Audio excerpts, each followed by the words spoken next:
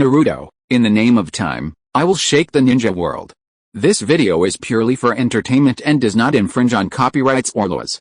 The rights to the novel and image belong to the original author. We do not claim ownership. Don't like waiting and want to listen to this fanfic in full now? Subscribe to our Patreon, where you'll find the best fanfics. Chapter 126, Sand Ninja Peace Talks. Before the birth of ninjas, who would have known about the existence of ninjutsu? The world is constantly evolving, and so are people. Under the general trend, there are many things that we can't do anything about, and we can only go with the flow, Zingai Feng said quietly, with light flickering in his eyes, evolving between life and death, but whether this progress is good or bad, no one knows. It can only be verified by a long period of time. An ambiguous conversation left the two of them silent. The Naruto opened his mouth as if he wanted to say something, but in the end he remained silent. Minamoto Mitsuiori kept his head down the whole time, not daring to look at Hoshino Kaede, as if he was a ferocious beast and he could not face his face directly. That's enough of this small talk, Lu Yi, it's time to go back. Hoshino Feng stood up, patted his clothes, and waved to Lu Yi.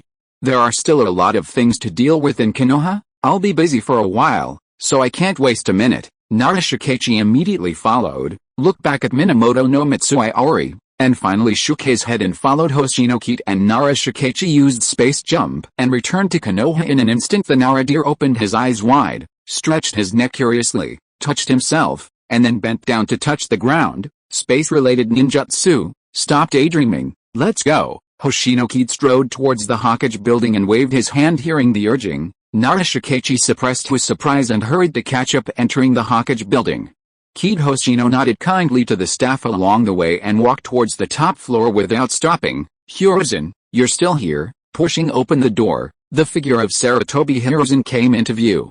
Calculating the time, he would not have stayed here all the time, Hoshino Feng complained in his heart. While a dedicated worker, a workaholic, Hokage-sama, Sarutobi Hiruzen greeted, then smiled and said, everything concerning Konoha is a big deal and cannot be taken lightly. Hoshino Feng nodded, and one had to give him a thumbs up for his attitude. Sarutobi Hiruzen said, these are the negotiation details we discussed. He handed a piece of paper filled with words to Hoshino Kaede. It's quite fast. Hoshino Feng waved to the Naruto who arrived later, signaling him to come closer. Let me see. Feng Hoshino looked at the Sand Ninja's negotiation requests very carefully, and pondered each one patiently. Tick tick tick. Tick. The slight ringing of a clock was the only sound at the moment. Hoshino Feng put down the document and handed it to Lu Yi. How about these terms, Lu Yi? Tell me what you think. He did not express his thoughts immediately, but looked at Narashikachi, wanting to hear his opinion. Learn from the strengths of all schools of thought and incorporate them into yourself. Narashikachi pondered for a moment, then organized his words and said, generally speaking, I don't see any flaws. There are both compensation and reparations. Hearing what Narashikachi said, Sarutobi Hiruzen smiled. After all, this was the conclusion they all came to after discussing it for a long time. Zingai Feng smiled and nodded, okay, but I have one more thing tried besides these. Most of the Sand Ninja country is yellow sand, lacking water and food, while our fire country is the opposite. When Narashika heard this, he thought, Hokage-sama means that he wants to trade with the wind country and sell domestic products to the wind country. Zingai Feng nodded with satisfaction and looked at him approvingly. Yes, use the surplus food and water, offer them at a low price, send people to the wind country, and open up trade routes between the two countries. At this time, Sarutobi Hiruzen asked, but what good will this do for Konoha? Isn't this just giving it to others for free? Hoshino Kaede and Narashikachi looked at each other, and both saw the mutual admiration in their eyes. Smart people are hard to find, and those who are on the same wavelength are even harder to find. Seeing the two of them flirting with each other, Sarutobi Hiruzen frowned. What do you mean by this? Narashikazu covered his mouth and coughed softly. It's meaningless. Zingai Feng showed a meaningful smile and explained, if you want to control a country, you must control its economy. From what I know, the Sand Ninjas are living in misery and don't even have clean water.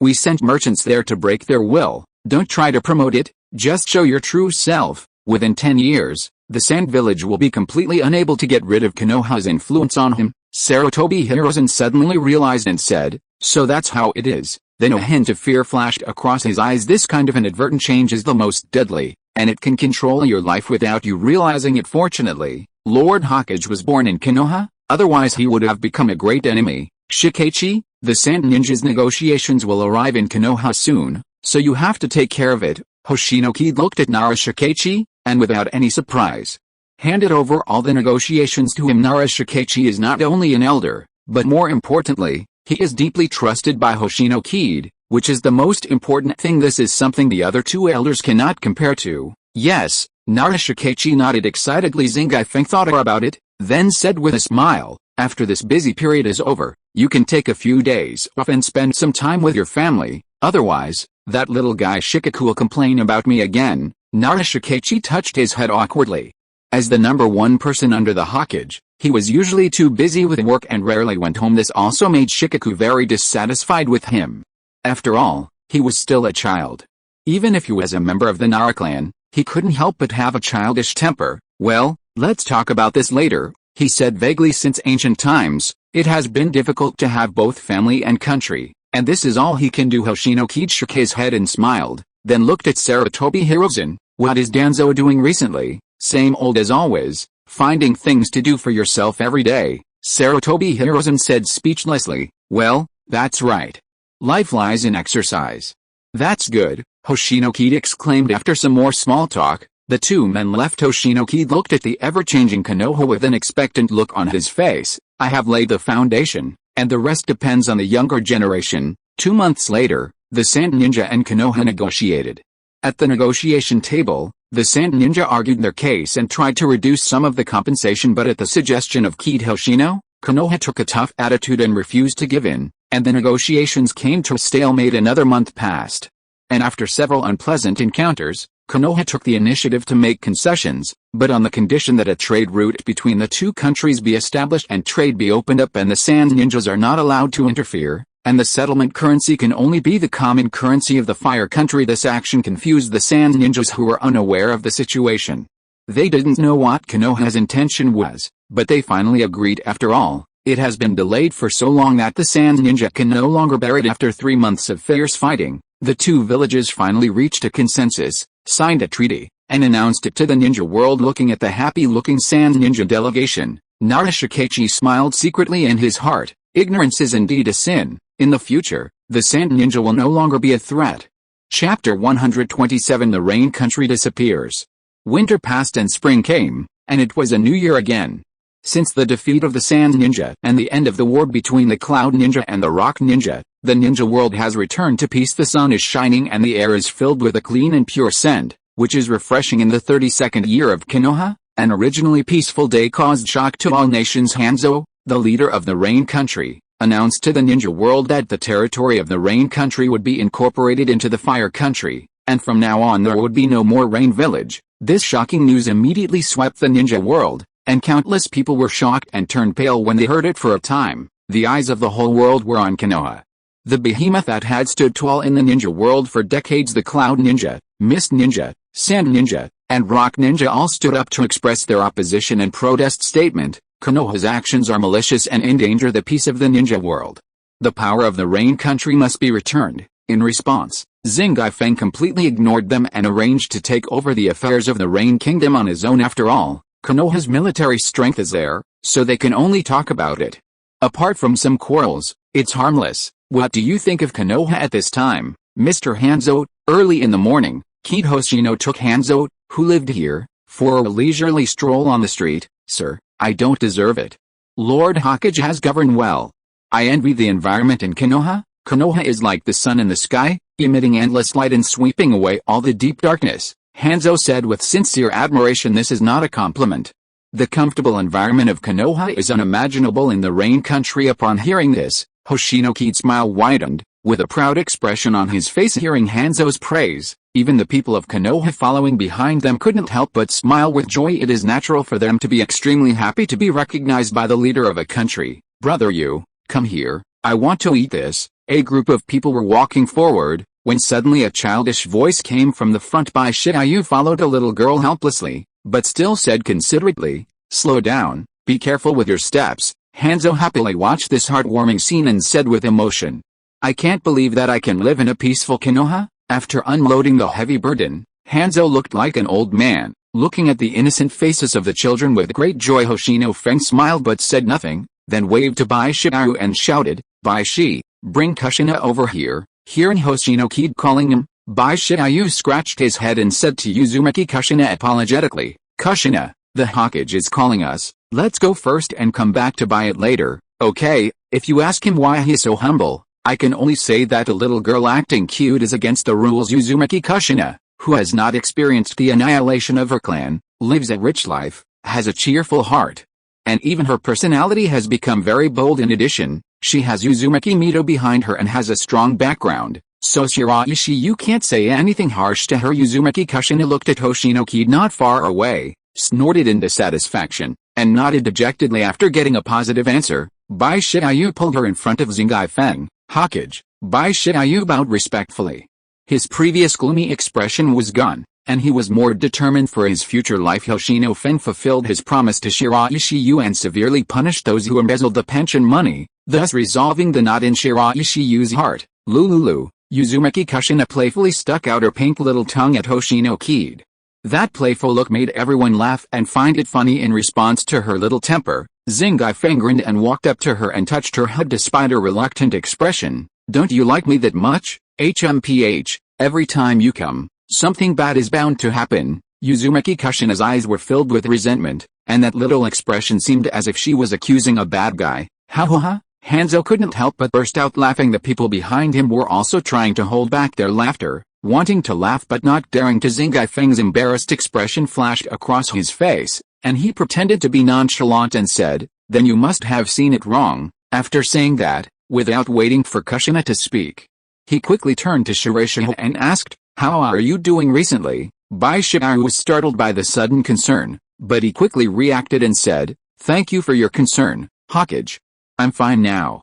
I've reported everything that needs to be reported. I've let it go, too." Hoshino Kaede nodded and touched his head gently. Then he left with Hanzo, leaving time for the two of them. After they walked away, Uzumaki Kushina asked with a gossipy look on her face, "Brother Shiraishi, what was that bad guy talking about?" Bai Shiayu said vaguely, "Nothing, just some small things, they are all in the past."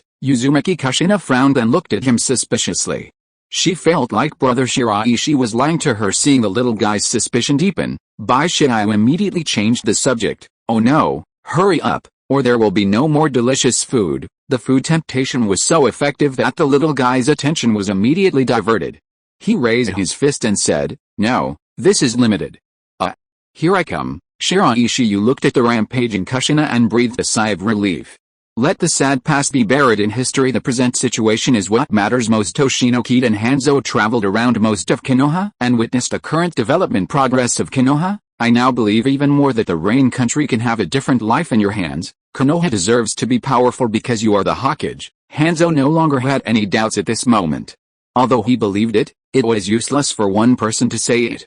More people needed to see it. This time when he came, he also brought shinobi with him, who were among the few people who opposed. Let them see how fast Konoha is developing now and see whether his decision is wrong. "I never dreamed that Konoha would be so prosperous. Yes, I could only hear about it from others before, but now I can see it with my own eyes. It is much more prosperous than what people said." No wonder Hanzo-sama wants to incorporate the Rain Country. Now it seems that we are too narrow-minded. The Omega Cure ninja who came with Hanzo saw the various areas of Konoha and saw the peaceful and happy people, and couldn't help but say with regret hearing the whispered words behind him. Hanzo smiled with relief, finally convincing those who opposed him at this time. Zingai Feng said, "It seems that the last obstacle has been resolved. Things will be much easier from now on." "Well, the Rain Kingdom is left to you," Hanzo said with relief. "It will definitely surprise you," Zingai Feng said with great confidence. He never fights a battle without confidence. All the foundations of Konoha are ready, and as long as it is pushed forward, it will rise to a new height. Any force in the ninja world will succumb to the shadow of Konoha. Chapter 128. The First Day of School. Ninja School. First day of school. Konoha attaches great importance to education. Actually, it was key to Hoshino, and the teaching facilities alone have been renovated several times. Ensure students have a safe learning environment. On this day, Ninja School ushered in a new round of enrollment. Parents bring their children to sign up for ninja schools, and because the ninja industry is extremely popular, there are many people coming. In the past, children started school at the age of 4, But Hoshino took other factors into consideration and raised the age by 1 year and changed the school year to 6 years. As long as you graduate, you will be a reserve ninja, and after being recognized by the team leader, you will become a Jonin. Although the war was over, the school's security was still tight, and there was even a team of Anbu guarding the area. Today is the day when the largest number of people come to register. Feng Xingai hid in a secluded place, secretly observing the scene outside. Seeing the people from the Ministry of Public Security maintaining law and order, he nodded with satisfaction. As the Hokage, he is busy with official duties. To explain why he made this deliberate trip, we have to talk about one person hailed by many Naruto fans as the most perfect man in the ninja world. Oh wow, this evaluation is the best of the best, but Xingai Feng is quite dissatisfied with it and must come to see if it is true. Even he doesn't dare to say it's perfect. It's unbelievable that a little kid can get such an evaluation. Maruboshi Kasuke held his forehead helplessly and said, Hokage-sama, you will be giving a speech tomorrow, why do you have to come now? Hoshino Kaede sighed deeply, shook his fingers, and smiled mysteriously. I am concerned about the future of Konoha. What's wrong with taking some time out for me? This was a very beautiful statement, but unfortunately, Maruboshi Kasuke, who had followed Hoshino Kaede for many years, did not believe a word of it. The corners of his mouth twitched slightly, and he sighed and shook his head, waving his hand. Okay, you are the Hokage, you can say whatever you want. Hoshino Feng chuckled, then looked carefully at every child who registered. Not every child is qualified to become a ninja, and the examiners will eliminate some people based on their qualifications. Well, Konoha's overall talent has improved. At a quick glance, I can tell that his qualifications are quite high. The Nara clan is as lazy as ever. Well, and the Akimichi clan has a big appetite. Uchiha, Senju, Hyuga, many families have children enrolled this year. The younger generation is like the waves behind the Yangtze River, pushing the older generation forward. With such talent, they wish they could beat the older generation to death. Once Hoshino Kaede's eye of time opens, everyone's talent can be seen at a glance, and the size of the aura determines the level of aptitude. He estimated that the talent of this class was the best among all the previous ones. Every major family has children of school age. While he was thinking, several curious eyes fell on him from time to time. If you want to see it, you can come out and watch it openly. I'm not a cannibal. Xingai Feng glanced and looked up at the few people who were acting furtively, and said helplessly after hearing what Xingai Feng said, those people knew they were exposed and stopped hiding. They all displayed their magical powers. Jumped down from the building and landed steadily. Some demonstrated the ninja version of rock climbing, some attached chakra to their feet, and some even jumped directly from the third floor. Xingai Feng's eyelids were twitching. If this happened in the school of his previous life, it would definitely scare a bunch of people to death. Uchiha Fugaku, the two Hyuga brothers, and this generation's Ino Shikajo. This is such a luxurious setup. How come you two can play together? This doesn't make sense. Feng Xingai touched his chin and looked at the 6 people in front of him, quite surprised. The Uchiha and Hyuga are still sworn enemies, so it's not easy for them to sit down and talk. It's surprising that they can be together peacefully. There are also pigs, deer and butterflies. These 3 together are no worse than the big clans. Several people looked at each other, and finally Nara Shikoku stood up and explained, it was just a coincidence, I just happened to pass by. Passing by, Xingai Feng looked at the clever little guy meaningfully, but didn't ask any more questions. Nara Shikachi's heart was pounding when he was looked at by Hoshino Kaede. He smiled awkwardly and changed the subject. Hokage-sama, you won't be here until tomorrow, right? Xingai Feng raised his eyebrows and continued with a smile. Oh, I came here to check in advance. Kushina happens to be in school today. Looking at Minato Namikaze is one of them, and Kushina's admission to school is the second. The two are not in conflict. Kushina? Is she from the Uzumaki clan? Nara Shikaku suddenly had an idea and blurted out, with a rare trace of fear on his face. Up, what's with that expression on your face? Xingai Feng suddenly had a bad feeling. Then he asked, did Kushina do something? After saying that, he shook his head and said to himself, that's impossible. How old is that child? How could he make you do this? Although he said that, a trace of embarrassment flashed across Nara Shikaku's face. He turned to look at Yamanaka Inochi with an expression that said, you do it if you want to. Hoshino Feng looked back and forth at the two of them, as if there was a big secret. Hey, you won't offend her? Upon hearing this, Yamanaka felt extremely guilty and his eyes looked big, as if he had done something wrong and was caught by his elders. Under the smiling eyes of Xingai Feng, he gritted his teeth and said, yes, I was quick-witted. I said his hair looked like a tomato, After saying this, he lowered his head deeply, his face full of guilt. Apparently he only realized afterwards that this was wrong. Hoshino Kaede, after listening to Yamanaka Inochi's narration, Hoshino Kaede was really at a loss whether to laugh or cry. She pointed at him, not knowing what to say. Your father Yuan Yi is not as talkative as you are. How dare you say such things?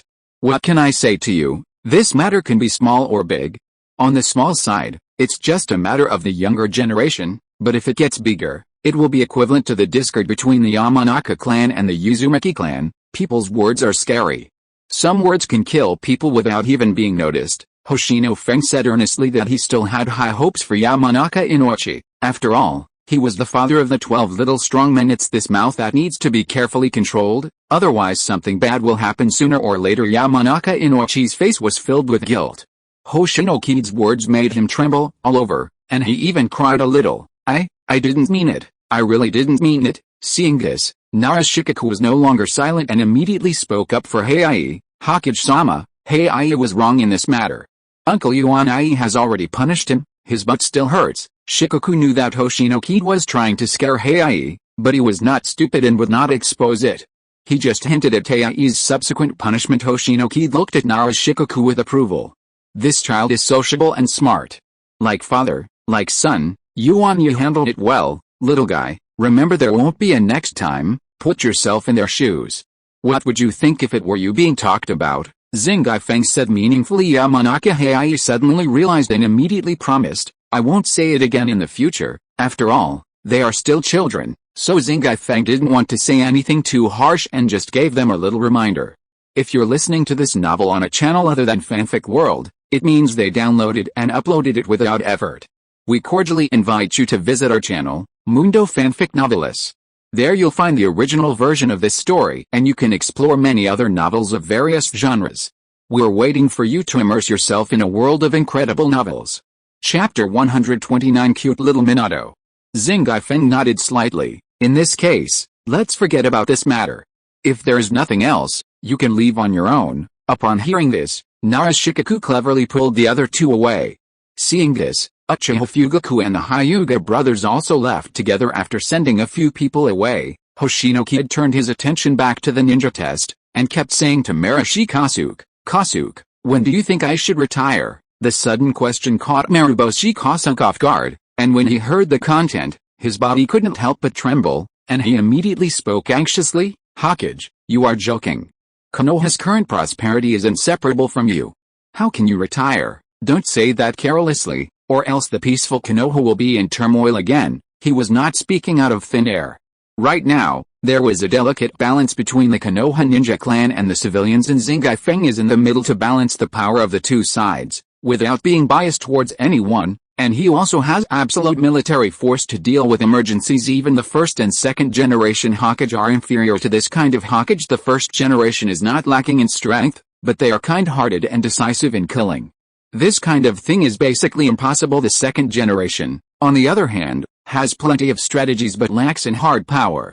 They can only block but not relieve the problem, and thus cannot solve the root cause. It can be said that the third Hokage, Hoshino Kaede, combines the advantages of the previous two. This is why Konoha is now peaceful. If Kaede Hoshino were to resign at this moment, it would definitely cause a shock in Konoha. Alice, I really want to resign. It seems that there is one person in this generation who satisfies me. Although he is just a child, I am looking forward to his future. I wonder if he can take over my position. Hoshino Kaede was aware of Maruboshi Kasuke's worries. Sometimes, when one has too much power, one cannot even step down if one wants to. If he didn't know what was going to happen next, he would definitely be worried. Fortunately, he knew it, otherwise, he would be tied to this position for the rest of his life. If it weren't for the second generation's scheming and his teacher's entrustment, he would not have become the third generation Hokage. Child. Maruboshi Goji's heart twitched and he looked over there in disbelief with his eyes wide open. Which child could deserve such praise from Lord Hokage? He couldn't imagine that there would be such an evaluation, even if it was Hatake Tsukumo. Hoshino Kaede only said it was good. He made great achievements on the battlefield and had a very high prestige. All the ninjas under him praised him and said that he was the best candidate for the next Hokage. Yes, it's the child sitting alone under the tree. Zingai Feng smiled and fixed his eyes on the child under the tree. The leaves cast mottled shadows, and the sunlight scattered from the sky and fell on the earth. The faint light shone through the gaps between the leaves and hid his face. Golden light appears on his face, and there is always a smile on his lips, which warms people's hearts and gives people a sense of vitality. At first glance, I was amazed. He must be an extraordinary person, looks quite gentle. Huh? That's a boy, right? Marashi Kosuk followed Hoshino Kaede's gaze and couldn't help but sigh. But then said in surprise. Zingai Feng smiled and said, "Of course it's a boy, you need to wipe your eyes." Maruboshi Kosuk looked at the boy who was alone with suspicion. His golden hair was very eye-catching and his face was quite gentle, but other than that there was nothing special about him. Ahem, Mr. Hokage, please forgive me for being rude. Although this kid is good, Maruboshi Kosuk said deliberately tactfully. But I really can't see how he can be the Hokage. In my heart, no one is more qualified than Hokage. Maruboshi Kosuk shook his head stubbornly. It was obvious that he did not think that this child could become Hokage. Zingai Feng raised his eyebrows, the corners of his mouth slightly raised, and he was very pleased with his words. But what needs to be said still needs to be said. I can't be the Hokage forever, just like a child will grow up one day, and parents can't stay by his side forever. The young eagle must spread its wings and fly before it can truly grow up. Do you understand? Maruboshi Kosuk shook his head honestly. I don't understand. Being too honest isn't good. Just like now, Hoshino Feng complained to himself without arguing with him anymore. Zingai Feng formed a seal with one hand, changed his body shape, asked Guji to wait for him here, and then walked straight under the tree. There were many children taking the test, and it was not his turn yet, so Minato Namikaze had to sit under a tree and wait quietly looking at the children who passed the test. Envy appeared in their eyes. I hope I can pass. Minato Namikaze muttered softly. He was an orphan since childhood and grew up relying on the relief funds issued by Konoha. After learning that the ninja school was recruiting students, he came here to give it a try with the idea of trying his luck. If he passes the exam, it will change his life. As long as he graduates, he won't have to worry about his livelihood. The still young Yellow Flash has no idea at this moment how bright his future will be now. He is just an ordinary kid who is worried about his future life. He looked intently for a while, and seeing more and more people passing by, he couldn't help feeling a little nervous. His brows were furrowed, as if he had a knot in his heart that could not be untied. Suddenly, a pair of strong hands fell on his shoulders, and Minato Namikaze subconsciously punched back. There was a dull thump as the fist hit the palm, and the little fist was clenched tightly. Unable to move, only then did Minato Namikaze come to his senses and looked up at the person in front of him. She had an ordinary appearance, and you can find many people like her on the street, but for some reason, Minato Namikaze always felt that something was wrong. It was as if the person in front of him was not an ordinary person. "Hello, teacher," I thought to myself, but I didn't hesitate to say hello immediately. Zingai Feng smiled and asked, "I don't dare to be a teacher. I was just passing by and was curious when I saw you were alone." Realizing that he had called the wrong person, the thin-skinned Minato blushed immediately and stammered an apology. "Sorry, I got the wrong person. I'm sorry." People say naughty kids are annoying, but good kids are really lovable. At this moment, Minato was probably only 6 years old, only 1.1 meters tall, and with that shy expression, he was extremely cute. He looked like a fair and tender little boy, which made Zingai Feng's eyebrows jump. He coughed a few times to cover up his embarrassment, then said, "I see you look worried. Do you think you can't pass the test?" Hearing this, Minato scratched his head and nodded embarrassedly. "Yeah, a little bit. I have been alone since I was young. I have never seen a ninja, and I don't know how to train, so I can't help but worry." Hoshino Kaede seemed to be thinking about something. It seemed that Minato was still very young and inexperienced, and he still had some distance to go before he could even reach the threshold of becoming a ninja. Thinking of this, Zingai Feng's evil taste came out. Since he was going to be a future celebrity, he had to make some fun of himself and create more black history. That would be fun.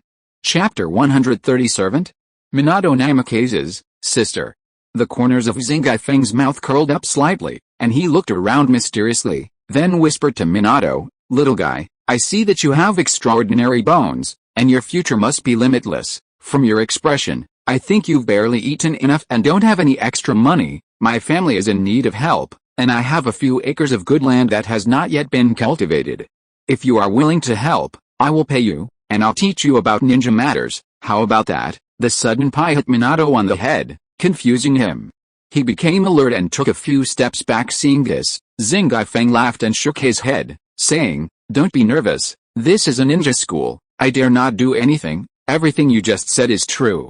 What do you think? Upon hearing this, Minato Namikaze lowered his guard a little, because as he said, this is a ninja school, the core of Konoha, and there would be no possibility of trouble. Thinking of this, Minato began to ponder over what Kid Hoshino had said. Apart from the suspicious point of the stranger, everything else made Minato very excited. Children of poor families have to grow up early, and he wished he could split the relief money from Konoha into two halves to spend. It is already extremely difficult for him to survive until now, not to mention that he is growing up and needs to get the necessary nutrition. Even if you are not a ninja, you know that the body is the foundation of everything.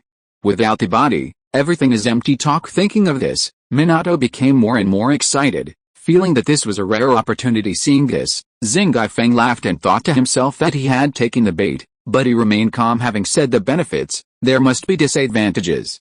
Zingifeng changed the subject and said, of course, since there is such a generous reward, there are naturally corresponding responsibilities. My family's land is used to supply the families in Konoha village. I thought we had enough manpower, but unexpectedly we bought too much and ended up with some surplus land. If you don't do your job well, I won't show mercy. Not just because you're a child, you need to weigh the pros and cons carefully. Don't ruin your future for the sake of temporary gain. Zingifeng took a step back to advance.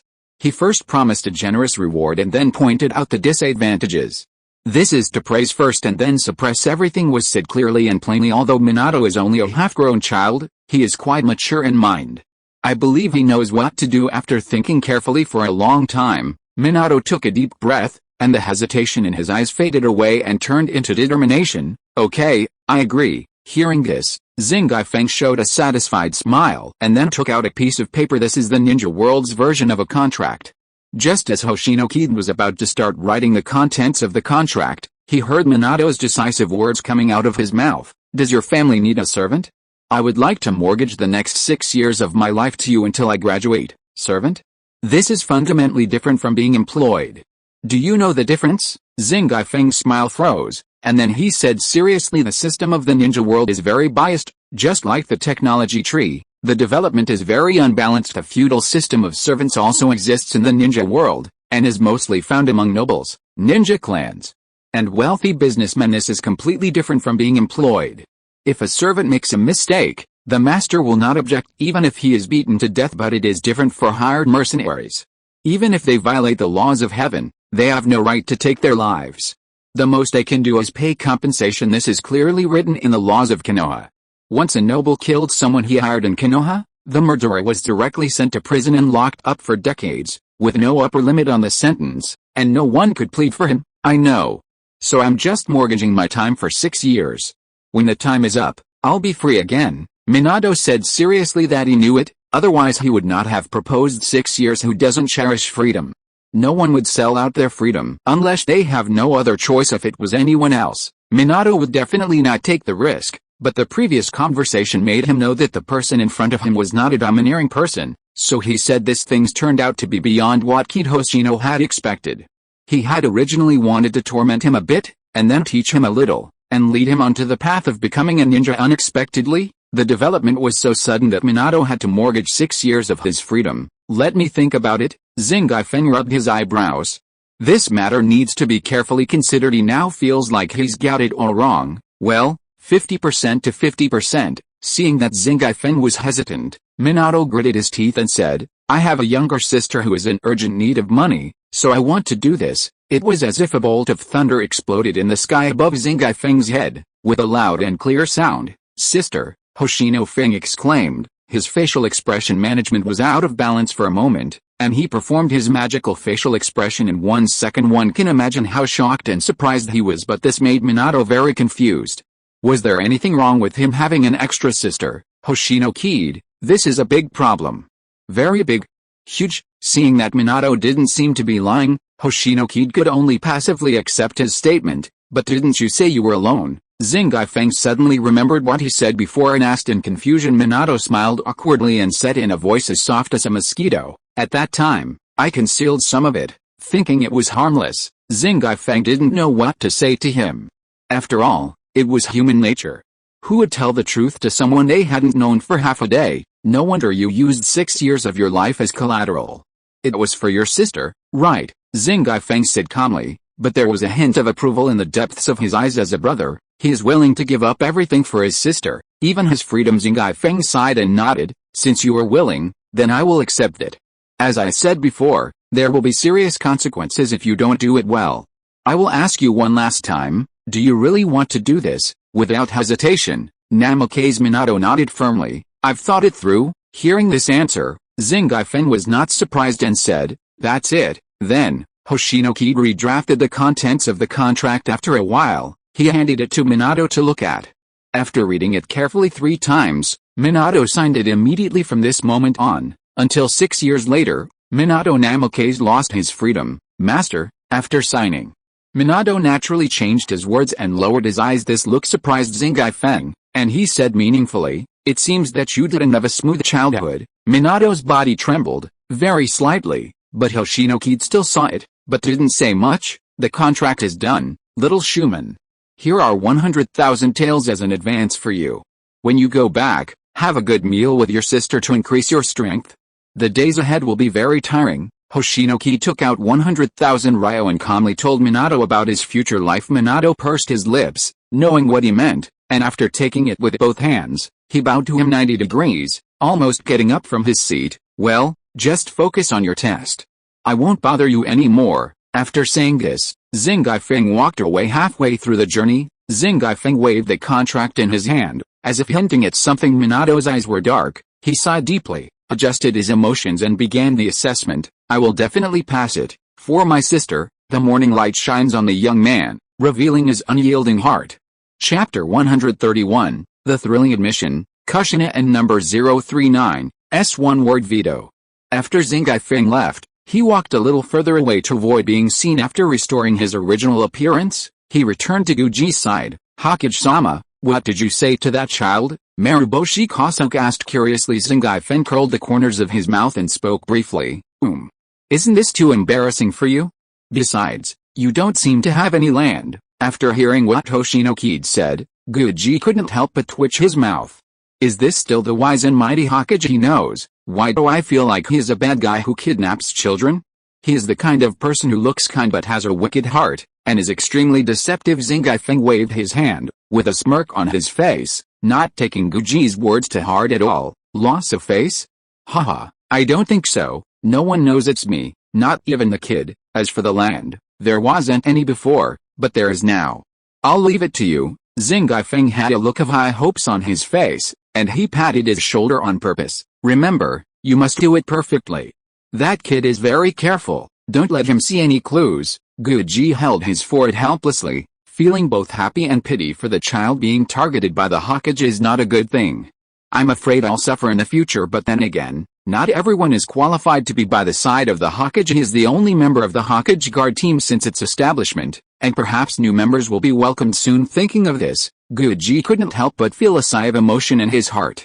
Then he looked at Zingai Feng with speechless eyes, shook his head and went to prepare. Since the Hokage was beginning to feel like playing, he couldn't ruin his mood and had to work hard. After everyone left, Hoshino Kaede kept observing Namikaze Minato at school. What the examiner tested were basically some basic physical skills, illusions, and reactions to chakra activity. The higher the reaction, the higher the talent represented. Needless to say, the person who can become the future Hokage has great talent. Who rode away from the crowd of ninja clan members and civilians, causing a lot of commotion. Damn it, a mere commoner is so talented, a ninja clan disciple said indignantly, but it was just talk. Well, good, the activity is very high.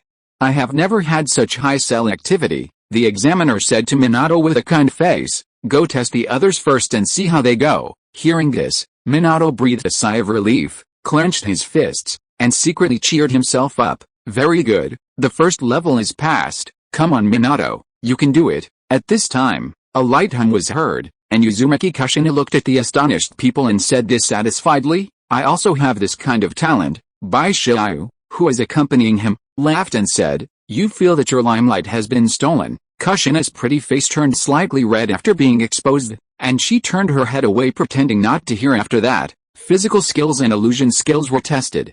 These two aspects were not taken seriously before, but after repeated emphasis by Kaede Hoshino, they were placed on the same level as chakra activity. Illusion assessments generally test resistance and willpower. Being a ninja is an extremely high-risk profession. Without a firm heart, you won't go very far in the future in this regard. Minato was naturally not too weak. He came back to his senses in 10 minutes. And the chief examiner at the side was marking his scores on the notebook. Xing Gaifeng sensed it slightly and nodded secretly. Not bad, a level of 7 points is already rare. The last item is physical skills. Hoshino Kaede has no hope for it because judging from his complexion, Minato has been malnourished for a long time and does not have much strength. The most critical point is that he has not received any systematic training, and he is at a great disadvantage in this respect, so his score will definitely not be high, maybe even just 1 or 2 points. Sure enough, Minato was sweating on the playground, but he was far behind the others and the gap was too obvious. The chief examiner frowned and hesitated to write. Before this, Minato had scored a total of 16 points according to the admission standards. He still needed to get 2 more points, but this made the chief examiner very embarrassed since Minato couldn't even perform the most basic taijutsu. It was okay to get a 0. The chief examiner was filled with worries and kept looking at the nervous Minato. Seeing this, Xing Gaifeng suddenly felt something was wrong, and this feeling was not groundless. It seemed as if he might lose something if he didn't take action. The higher your cultivation strength, the more accurate this mysterious feeling will be. Suddenly, Xing Gaifeng could no longer sit still, and immediately walked towards the chief examiner and asked in a puzzled manner, "What happened, Hokage-sama?" The chief examiner was interrupted in his thoughts and showed an unhappy expression on his face, but after seeing who was coming, he immediately greeted respectfully. Then he explained the reason for his hesitation. After listening to his statement, Hoshino Feng's eyes fell on the uneasy Minato, and seeing that sweat was constantly coming out of Minato's forehead, he said quietly, "If you're not good at physical skills, you can practice. This can all be changed, but talent cannot. But rules are rules, so I'll give you 2 points first. If you still fail in the future, you'll be expelled. A word decides life and death." Minato's heart suddenly relaxed and he said excitedly, "Thank you, Hokage." "Thank you, Hokage." In response to this, Xing Gaifeng laughed secretly, but still shook his head. "Well, you only have 1 chance, cherish it." After giving a few more instructions, he left. Uzumaki Kushina laughed. How could he pass with such poor taijutsu? What a waste of such a good talent. Bai Shiayu shook his head, tapped her head gently, and said earnestly, "Kushina, you can't judge a person by appearance.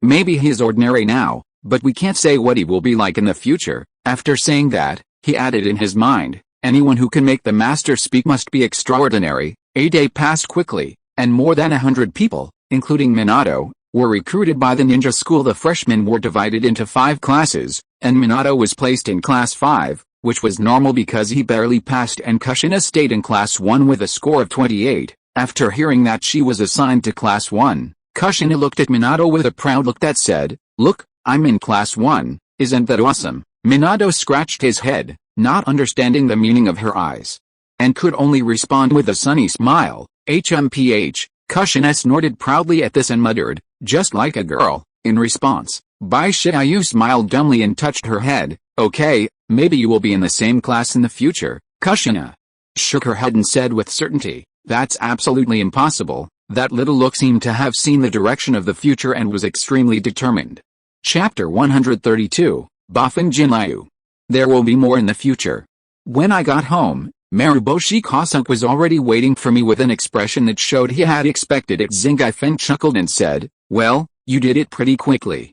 I give you a thumbs up." Maruboshi Kasuke was speechless, but he had no choice but to say, "The identities have been arranged, but the house and fields are outside the village." Xing Gaifeng supported his head with one hand, yawned and said, "It doesn't matter, as long as my identity is not exposed.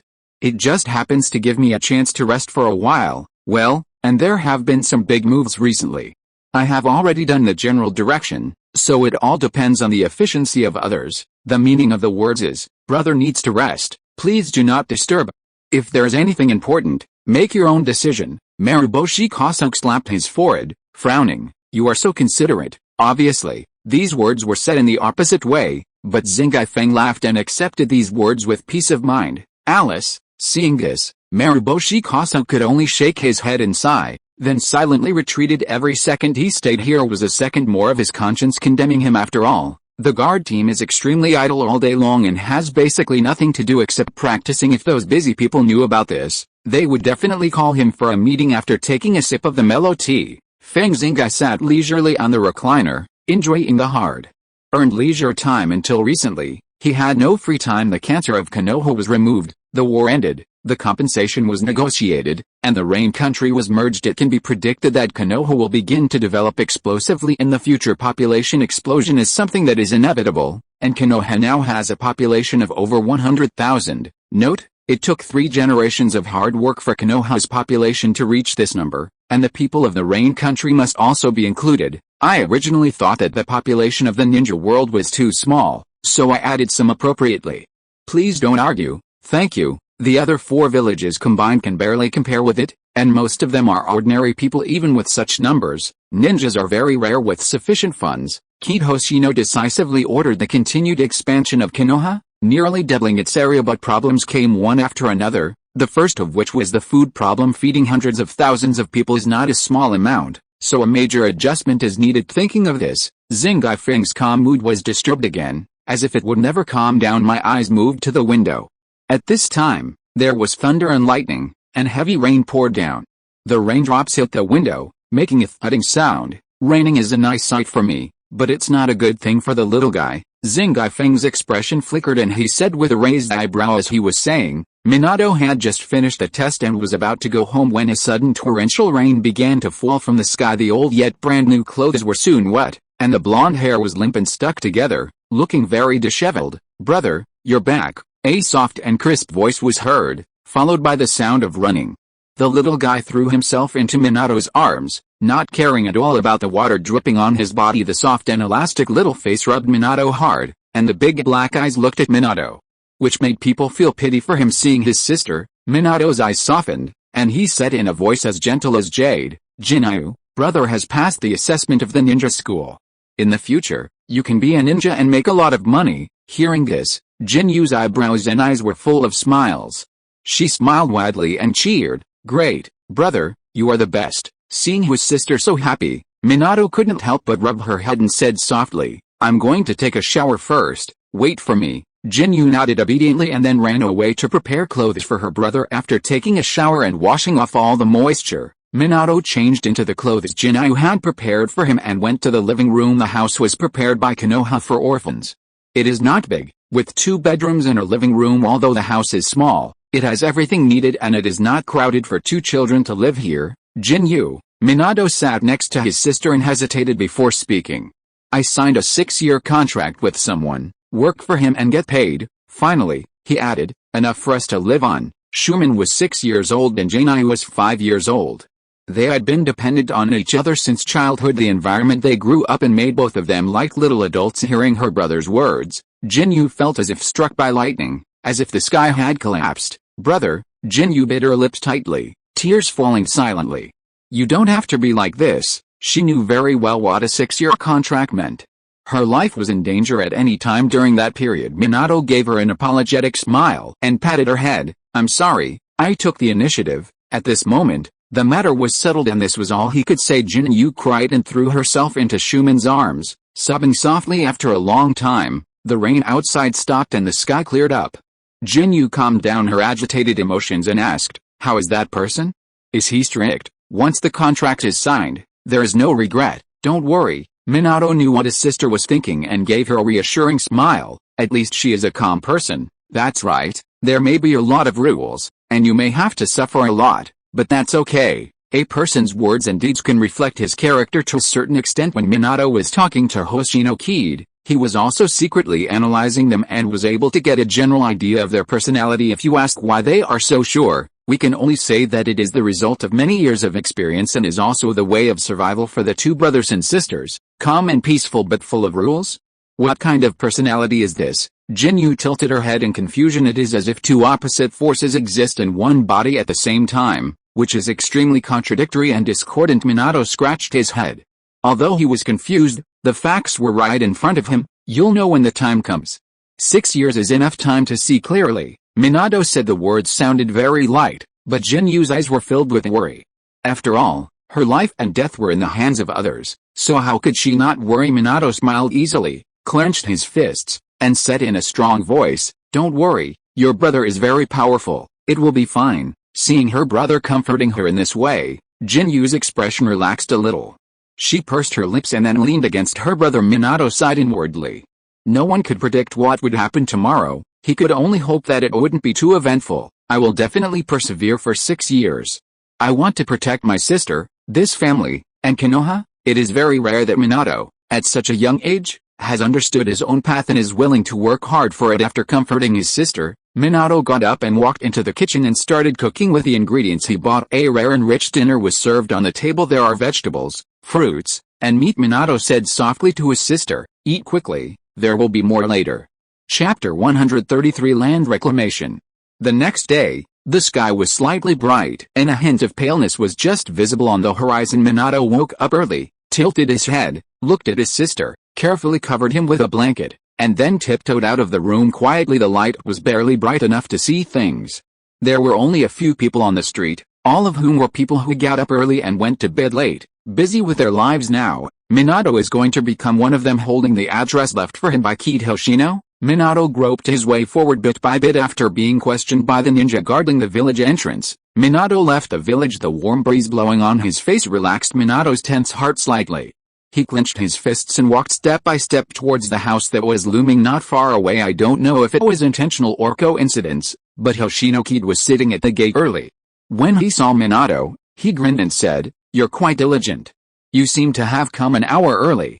Are you so impatient? I'm not going to overpay you." Minato stepped forward and saluted stiffly, his lips moving. "I want to do more work." Zingai Feng opened his eyelids, straightened up, stared for a while, and chuckled. "Then go plow all the fields first, then water and fertilize them." "Oh, you only have the morning, you have other things to do in the afternoon." Zingai Feng pointed to the tools prepared on the side and reminded him that the working time was limited and he should be quick. After hearing the order, Minato did not hesitate, immediately bent down, rolled up his trouser legs and went to work in the fields. Such efficiency made Hoshino Kaede smile even more. Who doesn't like a diligent person? But no matter how hard he works, his efficiency is just so low. Feng Hoshino just shook his head. I saw the tiny figure working hard in the vast fields, holding the hoe tightly in both hands, waving it constantly, trying to turn over the soil under his feet with each strike. Minato used all his strength in just half an hour. His originally fair little face had turned red, and his forehead was covered with fine beads of sweat. "Minato, your efficiency is really a bit low." Hoshino Kaede's light words fell into his ears, but it was like a thunderclap, making Minato nervous instantly. At this moment, Minato felt as if there was a ferocious beast lurking behind him. If he relaxed for a moment, he would be devoured by the beast. He did not dare to slack off. He gritted his teeth and forced himself to speed up further. Under the pressure, his efficiency doubled. However, this way of over-consumerizing physical energy will undoubtedly make the body feel more exhausted. Huff, huff. The heavy breathing sound seemed to hit the body like waves. Fatigue surged over his body like a raging tide, and every muscle was filled with endless soreness, as if it was going to devour him. Minato felt like a machine that was about to break down, with every part protesting in pain. Tired. So tired. This was the only thought in Minato's mind at this moment. His limbs had become extremely heavy, as if a 1,000-pound burden was pressing on them, but his brain still refused to give in and forced his body to move forward. The reason was simple, just because. Minato glanced secretly to the side, and saw that Hoshino Kaede was staring at him with burning eyes, with no intention of letting him stop and rest. Faced with such a situation, Minato was helpless. He took a deep breath, gritted his teeth, raised the sword in his hand again and continued to swing it. Time passed minute by minute, 1 hour, 2 hours. The sun hung high in the sky, like a blazing fireball, generously pouring its light and heat to the earth. Sweat slid down Minato's forehead and soaked his clothes, but he didn't dare to slack off. He knew that only by persisting could he satisfy Zingai Feng's requirements. Although his body had reached its limit, he still held on with his strong willpower. But people have finally reached their limit. Even adults can be like this, let alone a skinny child. Finally, there was a dull sound of someone falling to the ground, and Minato's eyes went dark, and he was about to faint on the ground. Fortunately, Zingai Feng had been watching and took action the next second after he fell to the ground holding Minato tightly. He had already lost consciousness and fell into deep sleep. The future Hokage is extraordinary. Zingai Feng chuckled and weighed the little man in his arms.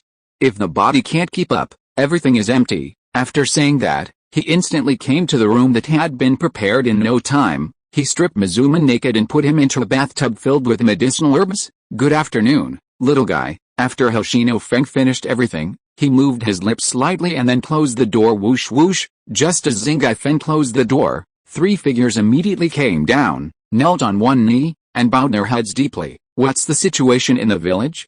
Is there any chaos? Xing Feng, with his back to the 3 people, had a stern expression on his face, and a chill continued to flow out of his body. He had not killed anyone for a long time, but at this moment, he had already developed the intention to kill. Replying to Hokage-sama, all is well in the village and land reclamation efforts are progressing. Most of the ninja clans are very cooperative, but there are still some families who are resisting stubbornly. The team leader among the 3 said respectfully, "Are you reluctant to give up the prosperity in front of you?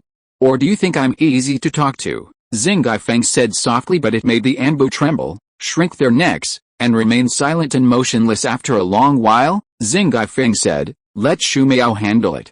He knows what to do." Yes, X3. After saying this, the 3 of them retreated silently like ghosts. The warm sun pours down, bringing a sense of peace and tranquility to people.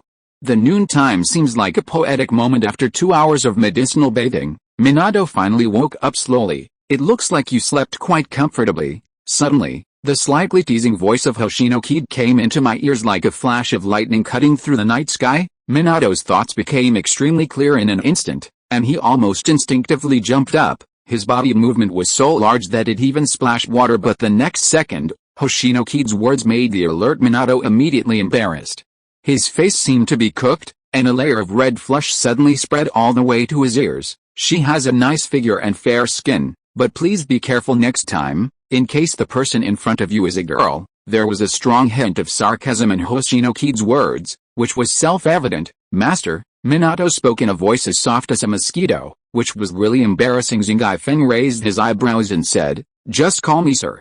I'm used to it. Also, the cost of the medicinal materials will be deducted from your wages." Minato's mood rose and fell drastically, as if falling from the sky to the ground. "Now, get dressed and help me prepare water for bathing." Immediately, without caring about Minato's mood, Hoshino Kaede left after saying a few words, leaving Minato with his brain still shut down. Chapter 134. Enjoy. Snooping in the dark. After venting your anger, taking a bath is such a nice thing. So comfortable. Hoshino Feng lay lazily in the open-air bath, humming from his mouth, looking extremely comfortable and enjoying himself. The warm and comfortable pool water seemed to have a magical power that relaxed his tense brain like never before. At this moment, he seemed to be in a dream world. My thoughts gradually drifted away, all my worries were left behind, and the files at work had long disappeared without a trace. In this tranquil atmosphere, there is only inner peace and tranquility behind Kaede. Hoshino? Minato was rubbing his back with great effort. Minato's small hands were seen moving awkwardly on Kaede Hoshino's broad back. But his eyes never left Kaede Hoshino's face. After years of observing people's expressions, Minato was able to keenly capture every subtle change in Hoshino Kaede's expression. When he saw Hoshino Kaede showing a comfortable expression, he knew that the force he used was just right. Once he noticed that Xing Feng frowned slightly, he would immediately adjust the movements of his hands and look for a more suitable part. "Little guy," Hoshino Kaede suddenly said, "I can see from your eyes that you want to change the current situation of you and your sister by becoming a ninja." "Yes, sir." Minato lowered his eyes and did not refute. Because this was what he thought in his heart. Only this path can enable them to escape poverty and gain respect. Even if he just became a lowly Jinan, it would be enough to bring about earth-shaking changes for him and his sister. Imagining a wonderful life in the future, Minato felt a strong motivation in his heart. However, Xing Feng narrowed his eyes slightly, put his arms on the edge of the bathtub, and said, "This is indeed a shortcut, but from my point of view, you are still far from this goal." Minato's eyes darkened. He knew very well that it would be extremely difficult for him to graduate. Feeling Minato's low mood, Hoshino Kaede picked up a cup of tea, took a sip, and tilted her head to look at him. But the little guy saw determination on his face, which was a resistance to the injustice of fate. Interesting. Although he was optimistic about Minato, he was the 4th Hokage after all. But now history has been completely changed by him, and God knows whether the original trajectory will still develop smoothly. So he was just optimistic about it and was just a reserve for the Hokage. Therefore, he only had a wait-and-see attitude towards Minato and regarded him as a reserve force for the Hokage. As for whether we can successfully reach the summit in the end, it depends on how the situation evolves in the future. I said before that I would guide you. I was thinking of waiting for a few days, but now it seems that there is no need. After Xing Feng finished speaking, He stood up suddenly. Minato couldn't help but be shocked by his solid and tight muscles with clear lines and flawless body proportions, as well as the majestic aura that only people in high positions exuded. Okay, stop dawdling and catch up. Since you are so attentive, I will reluctantly give you some pointers. I won't wait any longer. Upon hearing this, Minato quickly gathered his thoughts, suppressed his inner excitement, took quick steps, and trotted after him with his upper body naked. Fang Hoshino came to the open space outside. It was a hot summer day, and the scorching sun was mercilessly shining on the earth. But this did not affect Hoshino Kaede's upright posture and determined expression at all. He stood in the center of the field like a god of war, emitting an unparalleled domineering aura. Minato, who happened to arrive, happened to see this godlike scene. His mouth slightly opened, and he stood there in a daze. What are you standing there for? Follow me and do some warm-up exercises to get your body moving first. Hoshino Kaede frowned and scolded, which made Minato, who was standing there in a daze, come back to his senses as if awakened from a dream. Oh, Minato shook his head vigorously, and then began to imitate Hoshino Kaede's movements. A tall building rises from the ground, but from Kaede Hoshino's professional perspective, the foundation of the water gate is full of flaws. To sum it up in one word, it sucks. Relax your muscles, don't tense them. Zingai Feng immediately put himself into the role of a strict teacher. Seeing Minato's muscles tense up like a conditioned reflex, he raised his hand and slapped him hard without saying a word, and began to teach him a lesson in this way. The two practiced for a long time, during which time Hoshino Kaede was the one who personally took charge and patiently taught Minato step by step. This kind of special treatment is probably unique in the entire Konoha village, right? Even when dealing with his own brother, he had never been so concerned looking at Minato in front of him, who went from being immature and unfamiliar at first to slowly starting to explore himself and eventually becoming more and more skilled. Hoshino Kaede couldn't help but nod secretly in his heart. Well, this talent and comprehension is probably no less than Tsukumo's, just as he was secretly satisfied with Minato's performance. His eyes unconsciously glanced towards a corner in the distance. After just a quick glance, he regained his composure, as if nothing had happened. This kind of cold and evil chakra is only possessed by the Uchiha clan in Konoha. Hoshino Kaede analyzed calmly, and still looked nonchalant as he instructed Minato to pay attention to some key points and details of the movements. Sending people to monitor me? Haha, it seems that Chief Bideo also has a moment of negligence. There are only two possibilities for this matter. Either Uchiha is preparing for a rebellion and has sent people to monitor his position in advance, or, without the knowledge of Chief Kitajima, there is a deep-seated force within the Uchiha clan. Secretly, the former was directly crossed out by Hoshino Kaede. Kitajima is not a short-sighted person. Now that he holds all the power, he does not treat Uchiha like he did in the second generation period. The latter is more likely. Human hearts are the most uncontrollable. If they don't like you, then they don't like you. There is no logic to it. A lot of thoughts flashed through his mind in an instant, but Zingai Feng was not in a hurry. He hid in the dark, and there would always be a moment when he would show up. That's all for today. Go home and practice on your own afterwards. Hoshino Kaede stopped Minato and sent him directly to cook. After sending Minato away, Hoshino Kaede felt that the feeling of being watched had disappeared, and the corners of his mouth rose slightly. He snapped his fingers softly, and the Anbu appeared. Let Uchiha Jin come over, Zingai Feng ordered, then paused and said, don't alarm others. After receiving the order, the Anbu personnel immediately went to do the work, and Hoshino Kaede sat on a chair, waiting for dinner to come in, looking at the clean moonlight. Chapter 135, Clearing Obstacles. Is that all? Hokage said, asked Hatake Tsukumo with a twinkle in his eyes. The Anbu who came to deliver the message confirmed, that's all. Let Hatake-sama make the decision on his own. Hatake Tsukumo nodded slightly, waved his hand to let them go, and thought about how to deal with this matter. Starting early this morning, Konoha began to enact laws regarding land, declaring that all land would be reclaimed as the property of the village, and all this happened long before Hoshino Kaede had asked Narashikechi to leak out some information vaguely. The various ninja clans also roughly guessed some of the inside information, and when the law was promulgated, they all began to cooperate actively. For large families, although land may cause them great pain, it will not cause the family to decline. After all, it is impossible for a family to rely solely on the land for its livelihood. Other aspects are also involved. Even so, there are still some stubborn families doing some small actions in secret. This violated Zingai Feng's bottom line. Without hesitation, Hatake Tsukumo immediately gave the order and sent out an Anbu team to clear the obstacles. After thinking for a while, He asked someone to inform Uchiha Kitajima and asked the Ministry of Security to send someone to follow up. There are a lot of people, so finding some helpers can speed up the progress in a flash. The two departments began their surprise operation. On the surface, Konoha seemed at ease, but in fact, the situation was turbulent secretly. But all this has nothing to do with Zingai Feng, who is far away outside the village at this moment. He was enjoying his dinner with gusto, while Minato beside him was trembling with fear in his heart. I was afraid that Zingai Feng would think the food was not tasty and then blame me. It tastes unusually good. It looks like a lot of effort went into it. Hoshino Feng finished his dinner in no time and savored the taste. Obviously, this dinner was beyond Kid Hoshino's expectations. Minato, who received high praise, suddenly breathed a sigh of relief. This day had not been easy. That's all for today. You can go back now, Zingai Feng said suddenly without any warning. Minato was stunned for a few seconds, then he saluted to Hoshino Kaede and left. Looking back every 3 steps, Zingai Feng watched him leave with a smile, and after his figure disappeared into the night, a smile flashed across his eyes. The moon was hanging high in the sky, and the cold moonlight was shining on the ground.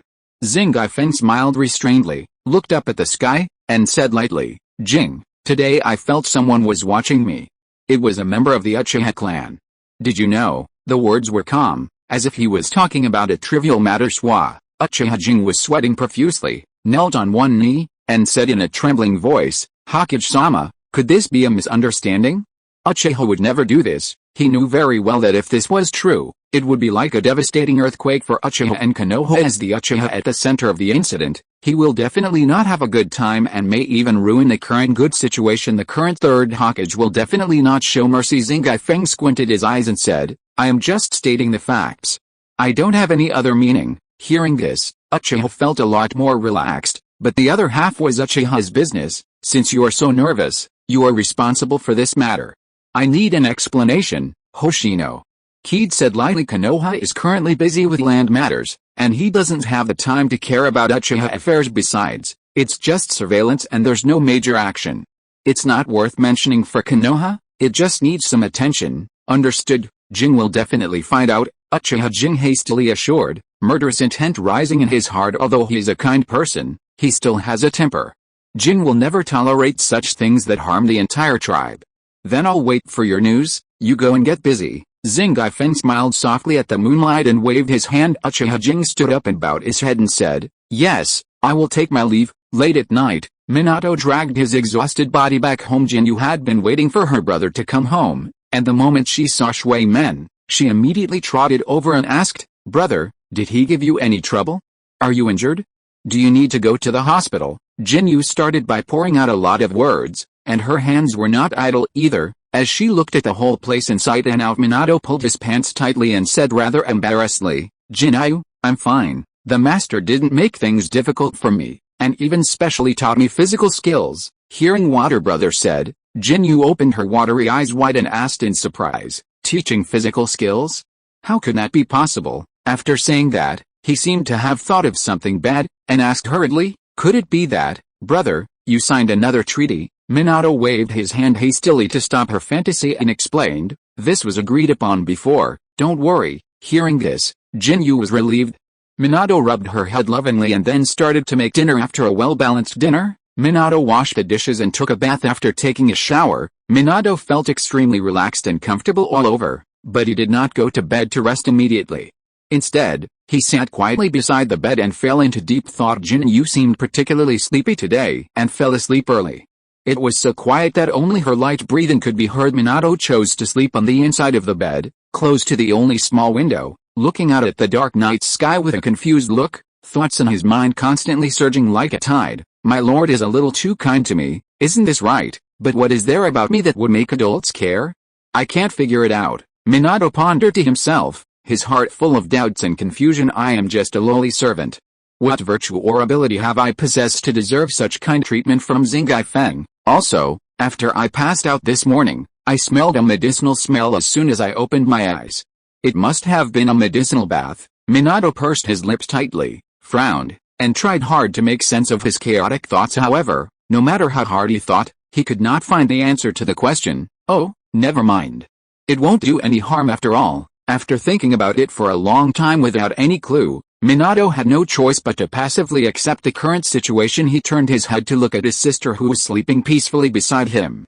A warm feeling welled up in his heart and the corners of his mouth slightly raised. As long as my sister is doing well, I don't care about anything else. With this thought in mind, Minato covered his sister with a quilt and then fell into drowsy sleep. In this peaceful and quiet night, the Hokage building was brightly lit, and Kid Hoshino called Naruto to inquire about the progress of land reclamation. According to his plan, it would be completed within a month, and then he would start to redraft the land regulations within half a year. All farmers must get their own land, and these things must be put on the agenda. The actions of the Abu and the Ministry of Public Security have intimidated the rebellious families. They no longer pose a threat and the recovery work will be completed soon. Naruto repaid the favor diligently. Zangief nodded slightly and praised, "Not bad, Shumeo is very fast. We need to continue to follow up on this aspect and not be careless." Naruto nodded, then said something else. "The Rain Country has been completely incorporated into the territory, and you need to make a decision on its population and resources. If you're listening to this novel on a channel other than Fanfic World, it means they downloaded and uploaded it without effort. We cordially invite you to visit our channel, Mundo Fanfic Novelis. There you'll find the original version of this story and you can explore many other novels of various genres. We're waiting for you to immerse yourself in a world of incredible novels." Chapter 136, Minato starts school and meets Kushina on the way. "Just arrange it as normal," Zangief said after thinking for a while. Naruto asked hesitantly, "Should we give him some preferential treatment? After all, he just came to Konoha?" No.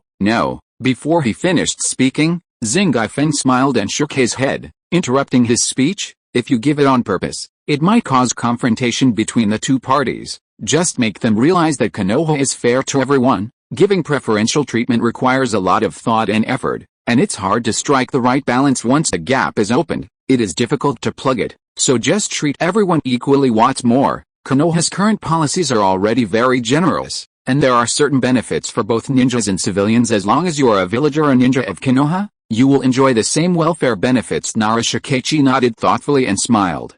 "I understand. Then everything will be as usual." The next day, the weather was normal and the ninja school officially started. Minato ran towards the classroom with sweat all over his forehead. Before that, he was still working for Feng Zhengai, and only hurried over when class was almost about to start. As he passed the door, Minato paused for a moment and looked at the list posted at the door with envy. The top 3 and bottom 3 students in each grade will be announced at the door. "Come on, I can do it." Minato secretly cheered himself up and made up his mind to study hard in class. After taking 2 deep breaths, just as he was about to step into the school gate, he heard a slightly dissatisfied voice behind him. "So it's you. What are you doing standing at the door?" Uzumaki Kushina crossed her arms over her chest and walked slowly towards her with big steps. "Hello," Minato greeted a little stiffly. Thinking back to the previous test, the girl in front of me had scored almost full marks in comparison. He suddenly felt himself to be so ordinary. "Kushina, is this your classmate?" A beautiful woman standing behind Kushina asked. Hearing this, Minato looked back and saw a beautiful woman standing there. After seeing the face clearly, he couldn't help but feel amazed. So beautiful." Kushina looked at Minato's dazed look, hesitated for a while before nodding and saying, "Well, Grandma Mito, he's my classmate. His name is Namikaze Minato." Uzumaki Mito smiled gently at Minato. "Hello, Minato-chan, I'm Kushina's grandmother." Although the Uzumaki clan was not completely destroyed, Kushina's parents died in the land of whirlpools, leaving only Kushina. After learning this, Uzumaki Mito really raised Kushina as his own granddaughter and loved her very much. Minato's eyes widened in disbelief. Such a beautiful woman is actually a grandmother, haha. It's just what you think. Seeing that shocked look, Mito knew what he was thinking. This was normal. Kushina, who was standing by, saw her grandmother paying so much attention to Minato, and she couldn't help but feel a little jealous and said, "Grandma, we're going to be late." Hearing this, Mito chuckled, reached out and gently stroked Kushina's hair, and said in a gentle tone, Okay, let's go now." At this time, Mito seemed to remember something, turned to look at Minato, and asked unexpectedly, "Little guy, do you want to go with us?" Minato seemed a little uneasy at this sudden invitation. He subconsciously kneaded the corner of his clothes, nodded slightly nervously, and then replied in a voice so low that it was almost inaudible, "Well, okay." But it was obvious that Kushina seemed very dissatisfied with Minato and glared at him fiercely. It was as if saying, "Don't you dare snatch my grandma from me." The sensible Minato immediately understood the meaning of her eyes, and the little figure hurriedly made a promise. "I won't steal grandma from you, I promise." His still immature voice revealed a rock-solid belief and unwavering attitude. Such an interesting conversation between the two children made Mito,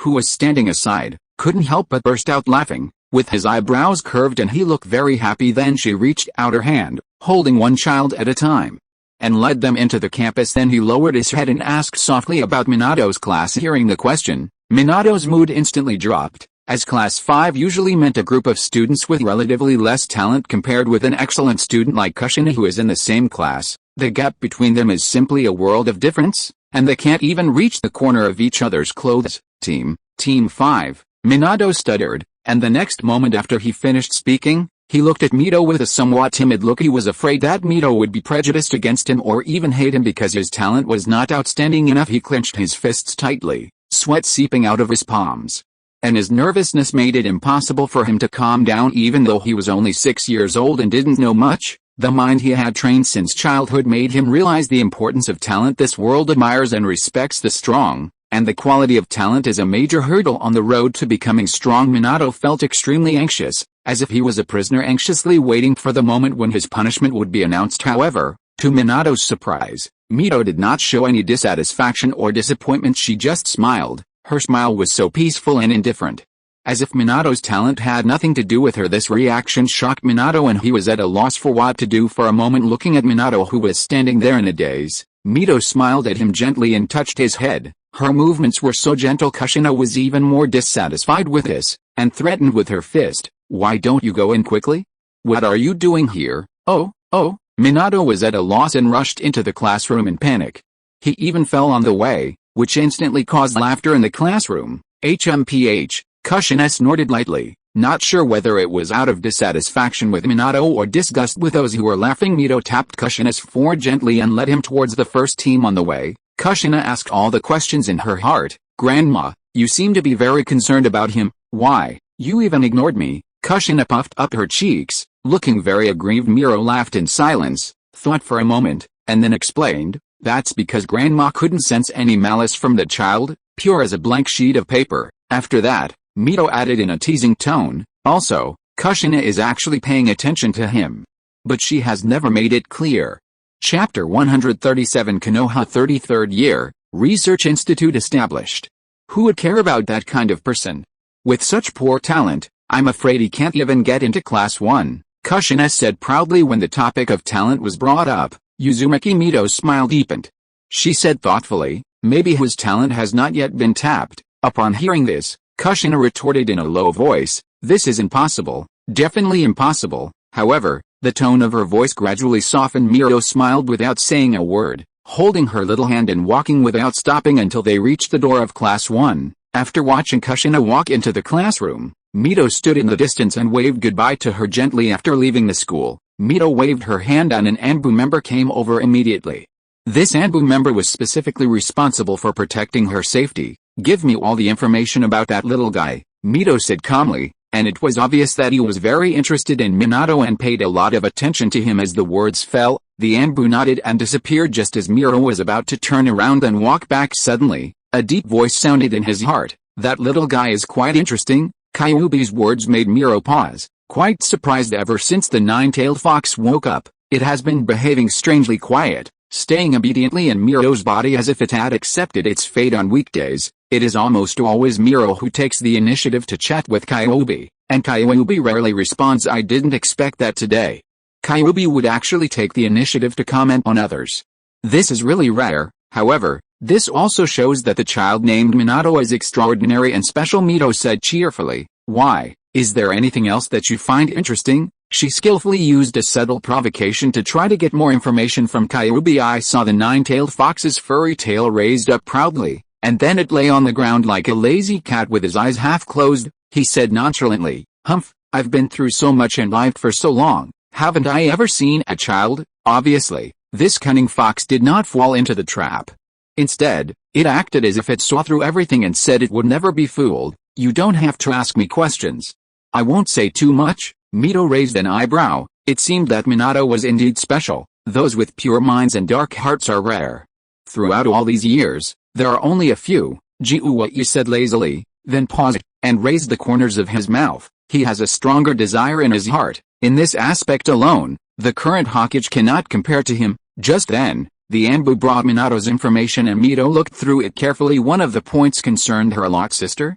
We have been dependent on each other since childhood. Is it to protect my sister? Mito muttered to himself, his voice so quiet that only he could hear it. Sigh. Mito shook his head and stopped thinking about it. Outside the village, Hoshino Kaede, who had stolen half a day to relax, was drinking tea and chatting with Hiruzen, who had come to visit. Hiruzen, your child will start school today. Hoshino Kaede looked calm and relaxed, looking very comfortable. Sarutobi Hiruzen was extremely envious and replied, well, Shinosuke is very smart and talented. When talking about his son, his face was full of pride. Every family wants their son to be successful. Really? To be praised by you, I'm afraid he's quite talented. Zingai Feng took a sip of tea and chuckled. Maybe he'll get his own title in the future. Sarutobi Hiruzen's expression changed, and he said cheerfully, thank you for your good wishes, Hokage. Currently in Konoha, there are only a few who have been recognized as ninjas, and each of them is the backbone of Konoha. For example, Hatake Tsukumo, with his white fangs, is unstoppable and can kill anyone wherever his sword passes. Known as White Fang by the world, all major ninja villages have issued orders that if they encounter White Fang, they can give up their mission without being blamed. If Shinosuke can get a title of his own, his Sarutobi clan will have successors and the family will prosper. Konoha is now full of experts. It is much more powerful than it was a decade ago, Hoshino Kaede exclaimed. Sarutobi Hiruzen complimented, it is all because of the Hokage's good leadership that Konoha is what it is today. Zingai Feng just smiled slightly and said nothing more. After a while, Hoshino Kaede suddenly asked a question that caught Sarutobi Hiruzen off guard and caused his body to tremble. What do you think is wrong with the new rules that were implemented recently? Please tell me about it. Seeing that he was shaking like a sieve, he comforted him. I don't mean anything else. I'm just asking. I can't take care of everything. Having said this, Sarutobi Hiruzen had no choice but to reply, with his eyes lowered, his movements very restrained and respectful. Hoshino Kaede has been the Hokage for many years, and his majesty and authority are even greater, making people feel awe from the bottom of their hearts. Even Sarutobi Hiruzen, who watched Kaede Hoshino grow up, did not dare to be too presumptuous. Hokage-sama's new rules are a ray of hope for the lower classes of Konoha. The regulations are very comprehensive and there is not a single loophole to be found, it was said, but it seemed as if nothing was said. Zingai Feng shook his head and sighed to himself, it's lonely up there. Seeing this, he lost interest in chatting and waved his hand casually. Sarutobi Hiruzen immediately understood what he meant, stood up and said goodbye, and exchanged a few words. No one could tell the pressure he was feeling inside. Spring goes and autumn comes, time flies, and it's been 33 years since Konoha. A year is long but short at the same time.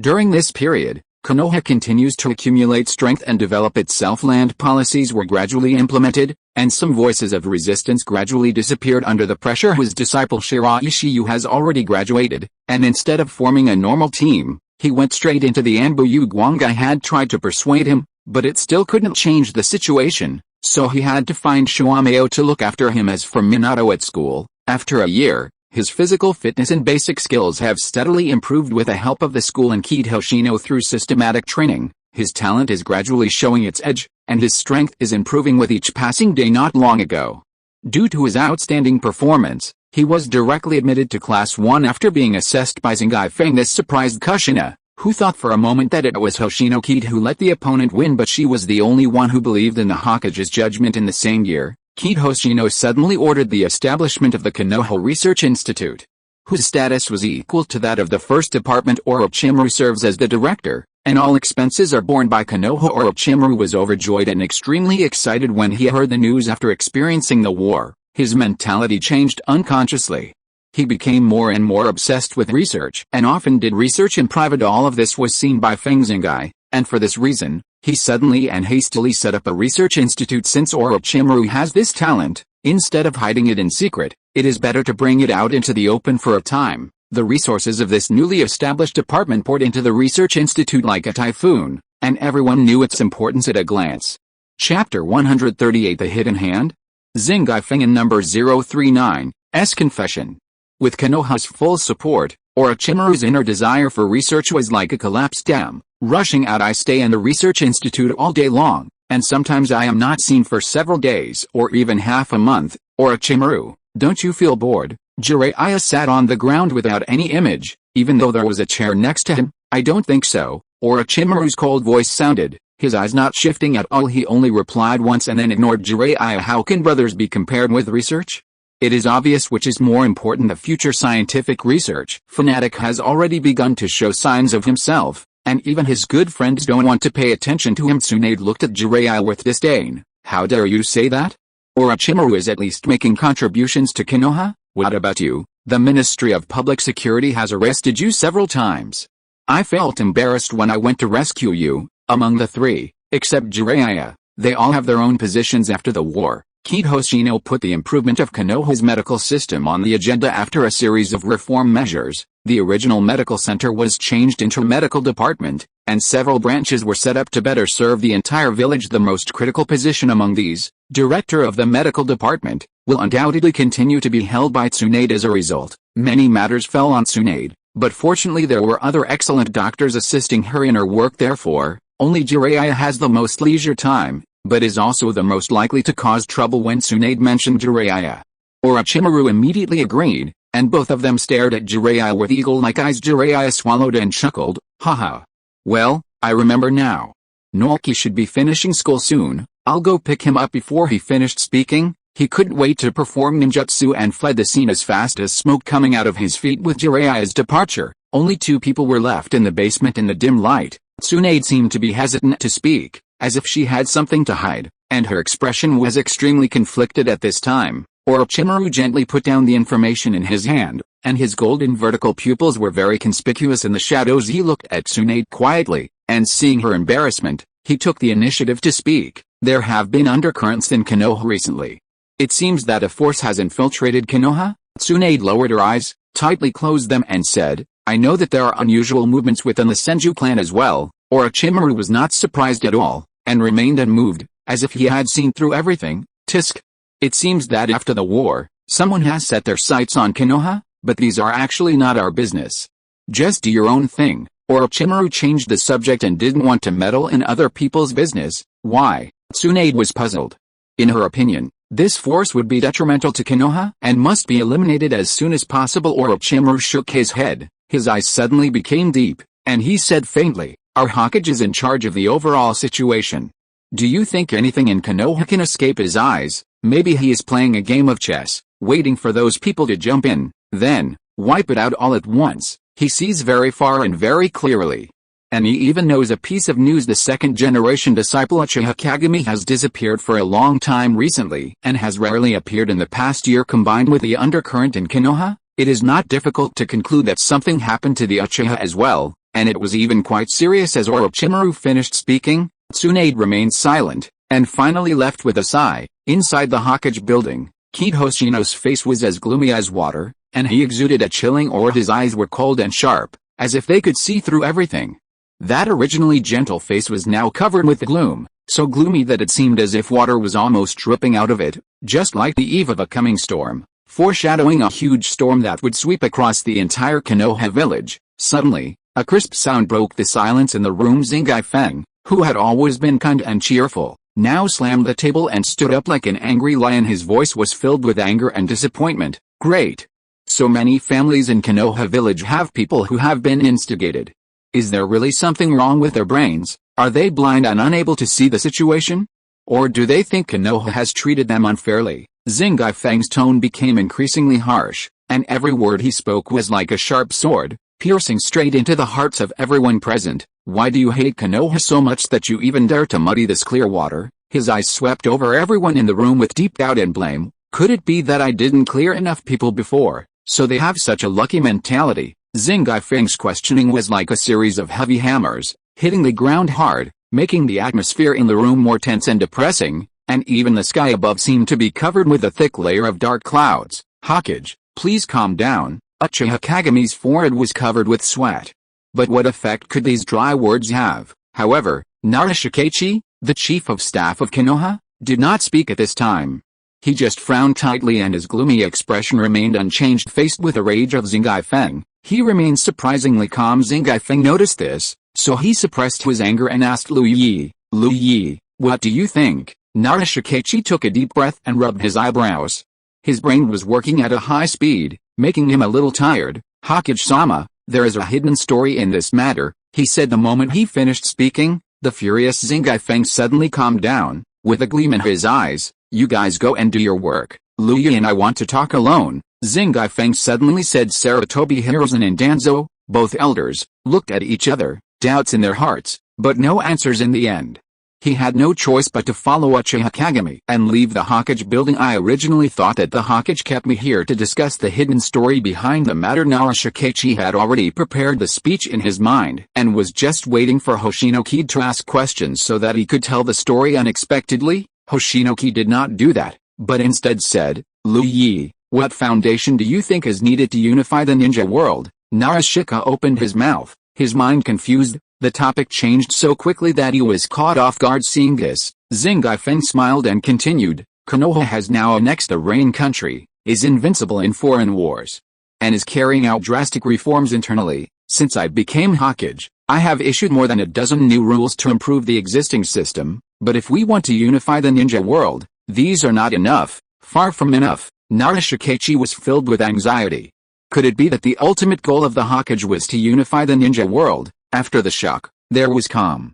Narashikazu suddenly had an idea and quickly figured it all out. Perhaps, the Hokage already knew who was behind this, but just didn't expose him. Instead, he went with the flow and added fuel to the fire. All the evil spirits hiding deep in the shadows will suddenly jump out. If Konoha wants to unify the ninja world, it will not allow any other voices to appear, and the entire Konoha must be based on the will of Kaede Hoshino. Chapter 139, Veterans never die, they just gradually wither away. Hokage-sama, Narashikachi was horrified. No one had ever thought of unifying the ninja world. Once this idea is leaked, it will surely be attacked by the 4 major countries in the entire ninja world. The only one who has this idea and ability is probably Hokage. Are you shocked by my idea? Zingai Feng asked with a smile on his face. Indeed, since ancient times, although the ninja world has been in constant conflict, no one has ever truly attempted to achieve unification. The idea of unification does not seem to be accepted by people, and there is no charming ancestor like in the previous life. Narashikachi nodded thoughtfully and said, it is indeed a little surprising, but I can understand it if I think about it carefully. Talking to smart people is worry-free. They will understand immediately without you having to waste time convincing them. Zingai Feng supported his chin with both hands. His eyes were as deep as the abyss. Then in your opinion, if we want to achieve the great cause of unifying the world, is it feasible? What key factors are needed? Now that things have come to this, there is no need to be vague or cover up anymore. Narashikachi did not respond immediately, but fell into long contemplation. After a long while, he slowly raised his head. Judging from the current economic and military strength of Konoha village, it is indeed far superior to other ninja villages. If we just pick 1 or 2 villages to challenge individually, there shouldn't be any big problems, he said in a calm tone. Then he paused and covered his forehead as if he had a headache, as if there were ants crawling in his brain. However, our goal is to unify the ninja world. Reunification by force may work, but doing so will leave irreparable hidden dangers. If we are not careful, we may fall into an abyss from which there is no return. Zingai Feng sighed. What you said is right. I have thought about it too. True unity is not just about staying on the surface, but more importantly, it is about conquering them from the bottom of their hearts. From that point of view, it takes a lot of time and energy. It's very time-consuming and laborious. At this point, he turned his gaze to Narashikachi and said in a low and long voice, if this is the case, do you still think unification is a good thing? This will do more harm than good to Konoha. If we are not careful, we will be doomed. After saying the last sentence, Hoshino Kaede stared at Narashikachi closely, and that sharp gaze seemed to penetrate his body and see through his innermost thoughts. However, the extremely oppressive visual effect did not make Narashikachi retreat, because he knew deeply that even though there were countless difficulties and obstacles before unification, once it was achieved, it would bring long-lasting and shocking impact. This influence will be passed down from generation to generation until it is believed and pursued by people just like Konoha's will of fire. It is true as you said. The unification of the ninja world will be accompanied by thorns and obstacles along the way, Narashikachi said slowly. Hoshino Feng listened quietly and attentively. From the first word he said, He knew Liu Yi's answer. Flames rose in Narashikechi's eyes, and the blood in his heart gradually boiled like boiling water. But thorns can be cut off and obstacles can be removed. When the first generation founded Konoha, wasn't it also accompanied by thorns? Creating something is always more difficult than inheriting something, and we are just embarking on the journey again. Clap clap. Such philosophical words made Zingai Feng applaud involuntarily. His smile was gentle yet firm, and his deep eyes finally revealed their true colors. If we were to describe it with words, this is probably the best. Dazzling yet unshakable. The wisdom of the Nara clan is always worthy of our partner's trust, Hoshino Kaede said briefly, but just this one sentence implies his trust to Narashikechi. Narashikechi smiled, lowered his head slightly, and restrained his proud look. So what do you think should be done with those who have been bewitched? Asked Zingai Feng. This was one of the issues that troubled him. Then, he added, it's not just the Uchiha, there are also some inside the Senju and Hyuga. If we wipe them out at once, Konoha will be in chaos. As he spoke, he revealed a look that seemed distressed, but upon closer inspection, one would realize that he must be dazzled. What's there to worry about? For the Hokage who rules Konoha, he has to make choices every day, and it has nothing to do with right or wrong. The chaos is not worth mentioning for Konoha now. At most it will cause a little ripple and then return to calm. Narashikechi straightened his back unconsciously and said seriously, I will obey all arrangements. An office, 2 people, and a few words of conversation directly determine the life and death of thousands of people. They never lack the necessary ruthlessness. Hoshino Fen closed his eyes and thought for a moment, then suddenly opened his eyes, and the words imminent death flashed in his pupils. The solemn and murderous aura rose and fell, spreading obscurely here, then, give them the last bit of time to start turning back. Narashikechi's expression was indifferent, and a strong murderous intent surrounded him. As if he had no senses, compassion never entered his heart. The person behind the scenes, Narashikechi brought the topic back. Although removing the nails was important, the black hand was the source. Speaking of the culprit, Zingai Feng's eyelids moved, and he said with a complicated look, don't worry about him for now, he is just a dying man. Narashikechi frowned upon hearing this, hesitated for a moment, and then asked, could it be that you know that person? Yeah, Hoshino Kaede nodded slightly, leaving Narashikechi at a loss for words. Seeing Liu Yi's expression, Zingai Feng comforted him, don't worry, those who have long since disappeared in history will only use some small tricks. If a fight really breaks out, he has no chance of winning now, Zingai Feng said with great confidence. But Narashikechi didn't think there was anything wrong and said with relief, that's right, with you here, nothing serious can happen. Then I'll leave the matter to you. Go and discuss it with the 2 elders. Zingai Feng gave up in an instant. This sudden operation made Narashikechi feel helpless but also revealed his skill, which showed that he had done it more than once or twice. Work hard and I'll give you a raise. Zingai Feng never treats anyone unfairly in terms of material things. Liu Yi also believed this, but this was not what he wanted. Looking at the expectant look on Hoshino Kaede's face, Liu Yi rubbed his eyebrows and felt a sense of sleepiness in his heart. Perhaps it was because the atmosphere was just right. He said rather tiredly, I'm old. I'm over 40. It's time to retire. Zingai Feng paused, sighed slightly, and nodded, okay, just help me for the last time. He suddenly realized that Konoha's older generation was gradually fading away. Just like flowers that bloom in spring and fade in autumn, they are no longer young and their bodies are slowly aging, and he still looks the same as before. He is handsome and full of youthful energy. Chapter 140. The Dirty Uncle Jiraiya. Yeah. School's over, I'm so hungry. Go back and eat, come on, go on, let's go play for a while and then go home. When the bell rang, a large group of children rushed out of the school gate, walking in groups of 2 or 3 at the gate. There were also parents looking around, searching for their children. I haven't been back for a long time. I miss it a little, Jiraiya said with a nostalgic look. He was once a student here, going to and from school like these kids. Jiraiya chuckled, I used to look forward to school being over, but now I feel a little nostalgic. People are like this. When you realize the value of something, that is often the moment you lose it. Ah. Dirty uncle. Just when he was reminiscing and had a rare serious moment, he was suddenly interrupted. Jiraiya took a closer look, his brows twitched, and he picked up Shengshu, who was about to escape with a menacing look. Boy, why are you running? Am I scary? The 8-year-old Shengshu was flailing around, his hands and feet dangling and struggling unconsciously. Let go. You'll die if my sister sees you. When it comes to Tsunade, the usually imposing Naoki shrinks his neck like a quail. It is just like the saying goes, everything has its own conqueror. It is natural for a younger brother to be afraid of his older sister. Jiraiya's mouth twitched, but he still put him down, mainly because his hands were tired. As soon as Shangshu landed on the ground, he took a few steps back alertly, then looked around, like a person who is guilty of doing something bad. After observing for a while, I confirmed that there was no one around who looked like my sister. He patted his chest with relief and let out a long sigh after eliminating the dangerous factors. Naoki glared at Jiraiya as if he was facing his mortal enemy. "Hey, kid, what's with that look in your eyes?" Jiraiya said, unconvinced, taking 2 steps forward and confronting him head-on. A man in his 20s facing off against an 8-year-old child. The picture is weird no matter how you look at it. Rope Tree was also stubborn, and he went directly against Jiraiya, saying, "Humph, my elder sister told me to stay away from you, a pervert." As he said this, he made a childish face at Jiraiya. Jiraiya retorted, "What pervert? I was just collecting materials." Collecting materials.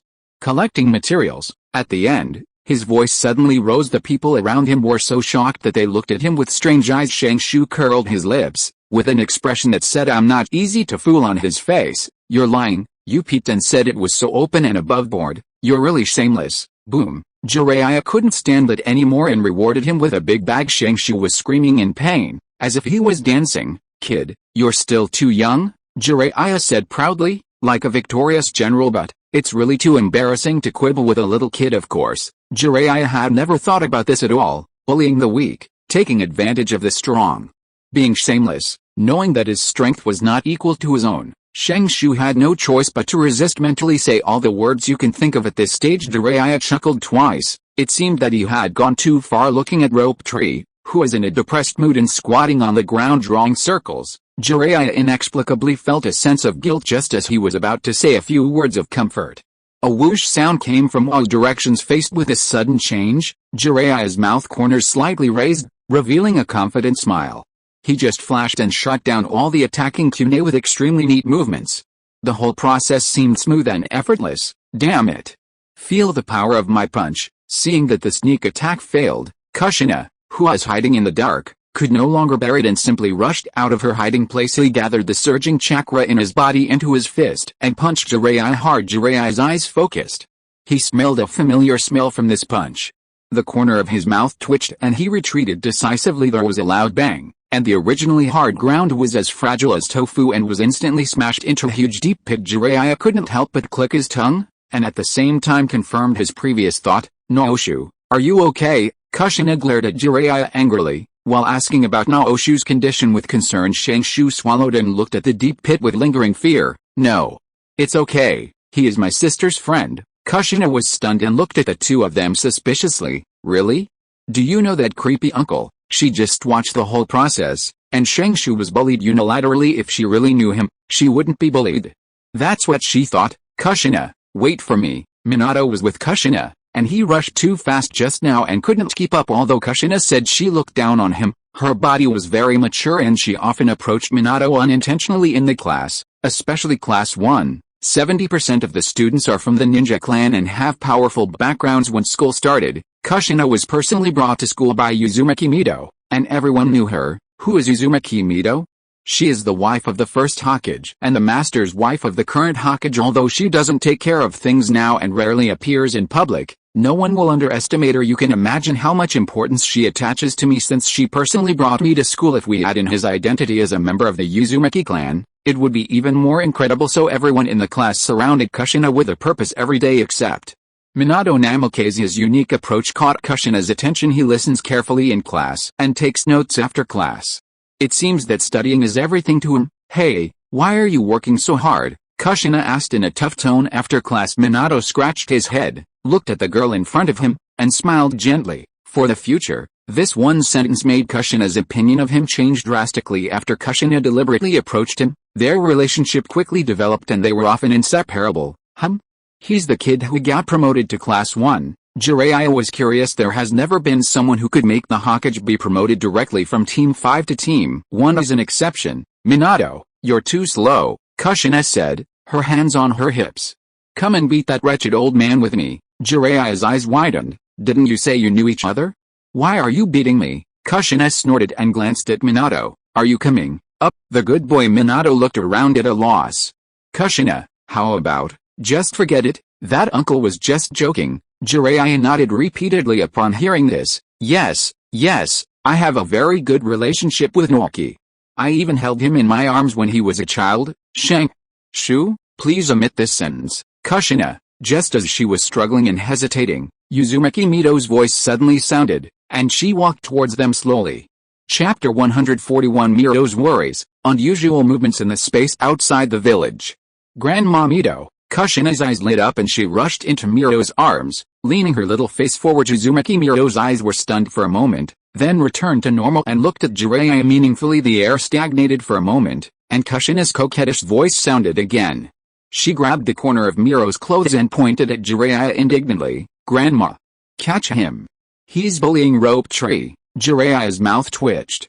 Is he reporting to the parents? Uzumaki Miro smiled sweetly, as if she had returned to her girlhood. Jiraiya, do you have anything to say? Jiraiya smiled awkwardly, his tone lowered involuntarily, and defended himself. I was just teasing the Rope Tree. After saying that, he grabbed the Rope Tree and winked at him frantically, seeming very anxious. Grandma, that creepy uncle is just playing with me. It's okay. Naoki held back his laughter. It was the first time he saw Jiraiya being so cowardly before. He was jumping up and down in front of his sister, like a powder keg. Haha, Kushina, look, it's okay. Mito smiled, touched her head and said, HMPH. Seeing this, Kushina had no choice but to give up. She pulled Minato and Naoki and walked out the door. It's great to be young. Mito couldn't help but sigh as he watched the three children walking away in the sunset. Mito-sama, you look very young now. Not bad at all. Jiraiya's mouth was like honey. His style suddenly changed and he kept praising people. You are the only one who behaves well in front of me. Mito scolded with a smile. The three ninjas had great reputations, but Jiraiya was still a junior in front of Mito and didn't even dare to breathe. Jiraiya rubbed the back of his head and grinned. What do you think of Kushina? Mito suddenly asked. The incident happened suddenly, and Jiraiya's brain hadn't yet figured it out.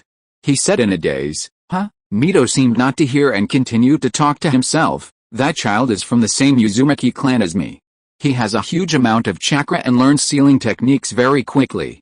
He is a good child. Jiraiya touched his forehead and had a guess in his mind. Don't you think it's a little too early? The word stopped at the point, and Jiraiya knew exactly what Mito-sama was talking about, but as he said, it was too early and a bit too hasty. Too early? I'm feeling more and more overwhelmed now, Mito suddenly said sadly. His mood became low, but there was nothing unusual about it, and he seemed to accept the current situation very calmly. Jiraiya looked embarrassed. This was not something he could decide, and he couldn't even talk about his feelings. Mito-sama, I think you need to speak to Hokage-sama. Mito shook his head and chuckled. Forget it. He should be very busy recently. I won't bother him. This matter is just a small matter. It's not worth alarming him. As she spoke, a happy smile appeared on her face, a smile that showed her satisfaction with Konoha's current situation. Jiraiya, if this is considered a small matter, then are there any big things in the world? But this was Lord Mito's decision, so he might as well just accept it. Haha, Mito-sama, Jiraiya laughed. Tsunade asked me to take over the Rope Tree, so I left first. Uzumaki Miro smiled and said, go ahead, but remember not to overdo it.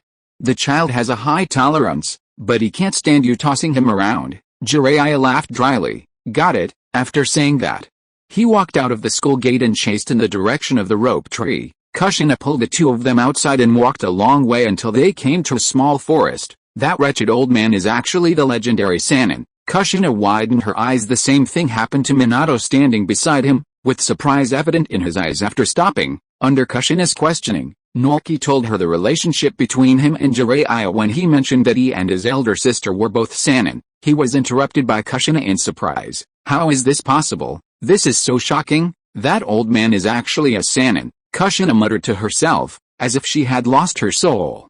And she seemed to hear a cracking sound in her heart. Minato stood there, hesitating to move forward. Her current condition was very worrying. Kushina, are you okay? He asked with concern. Naoki comforted Minato and said, it's okay. He was the same when I first met him. He will be fine after a while. Having said that, the worry on Minato's face still didn't disappear, and he would glance at it from time to time. After a long while, Kushina finally woke up and accepted this cruel and sad reality. It's like the feeling of still liking your idol. Even though her house has collapsed, Kushina shook her head vigorously, her fighting spirit rekindled. Even if this is the case, it can't shake the position of the Sannin in my heart. Naoki and Minato looked at each other and smiled.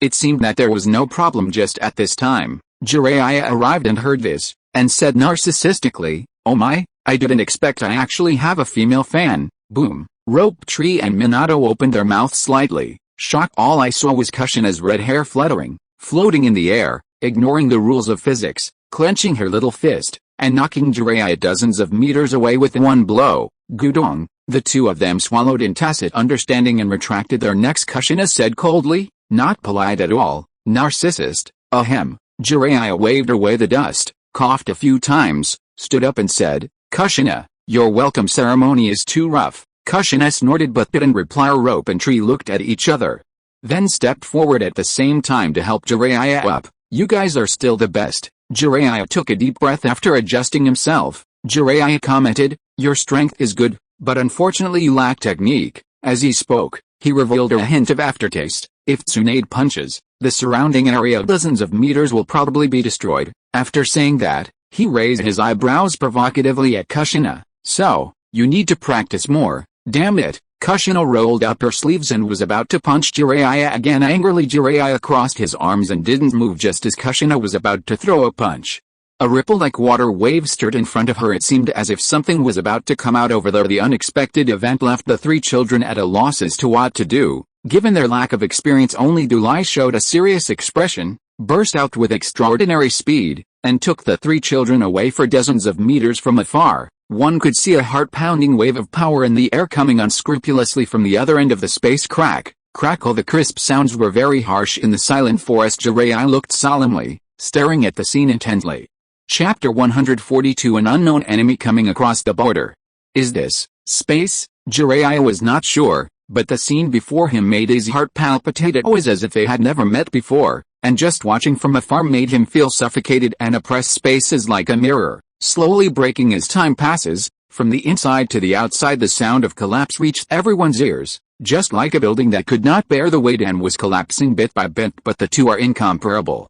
Jiraiya knows very well that anyone who can break the space is definitely a top-level strong man. This feeling of oppression, this suffocating and fatal feeling, he had only felt it from the Hokage, and the shrill buzzing sound spread invisibly, and an invisible ripple spread in all directions. A powerful force erupted from within, as if to destroy the obstacles before it. Go! Sweat dripped from Jiraiya's forehead.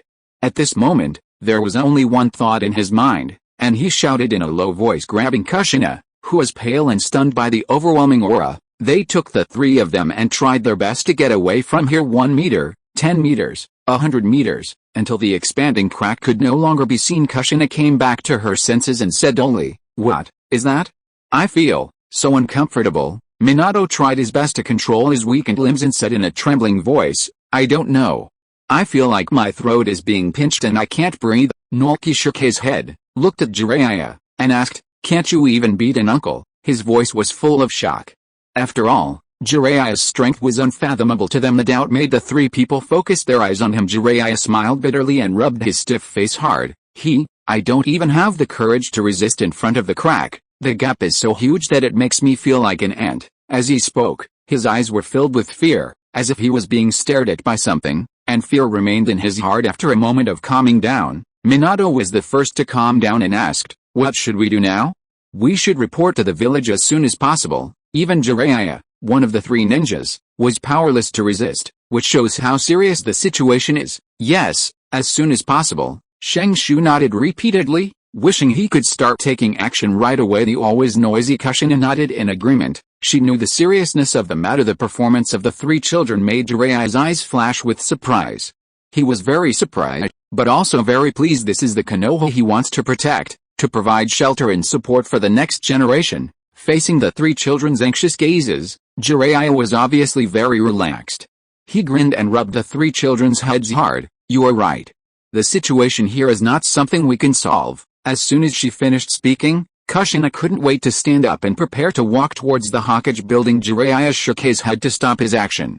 Under everyone's puzzled gaze, he slowly spoke, "That's a good idea, but now we just have to go to the Hokage building and wait patiently. As for the rest, it's not something we can participate in." This statement made the three of them stunned, and Kushina asked anxiously, "Why?" Jiraiya smiled without saying anything and did not explain. Instead, he looked at the other two people. Minato frowned tightly, as if he was thinking and pondering, and Shangshu had a confused look on his face, as if to say, "Why are you looking at me?" Just when Kushina was about to go berserk, Minato spoke in time with a look of sudden realization. "I understand." Seeing this, Jiraiya showed a relieved look and nodded affirmatively. At the same time, he thought to himself, this child's future achievements are immeasurable. His intuition and thinking are very sharp. Kushina and Naoki had question marks all over their heads and looked confused. Minato's face showed a serious expression. He stood up and looked in the direction he came from, and said, "Such a big commotion, it is impossible that no one noticed it.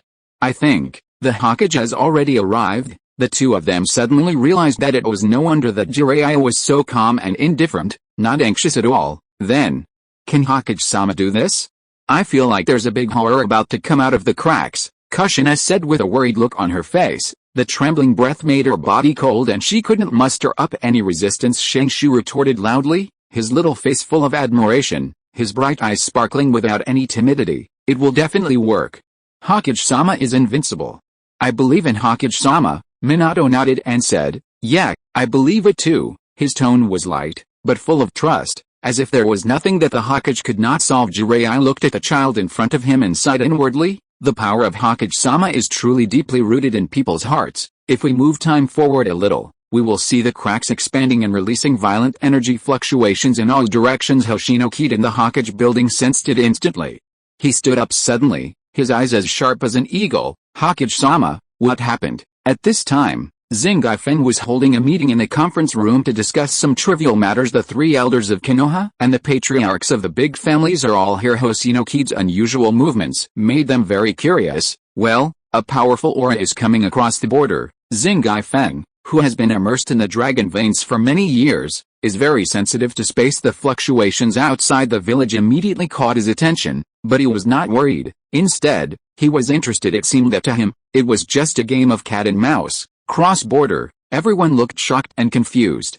The word cross-border was both unfamiliar and terrifying to them. Zingai Feng glanced at them calmly. Calm down, keep a normal mind." The bland expression made their mouths twitch. "They really want to say, you think too highly of us." Ahem. After being shocked, Narashikachi quickly analyzed calmly. "Then how should we deal with it?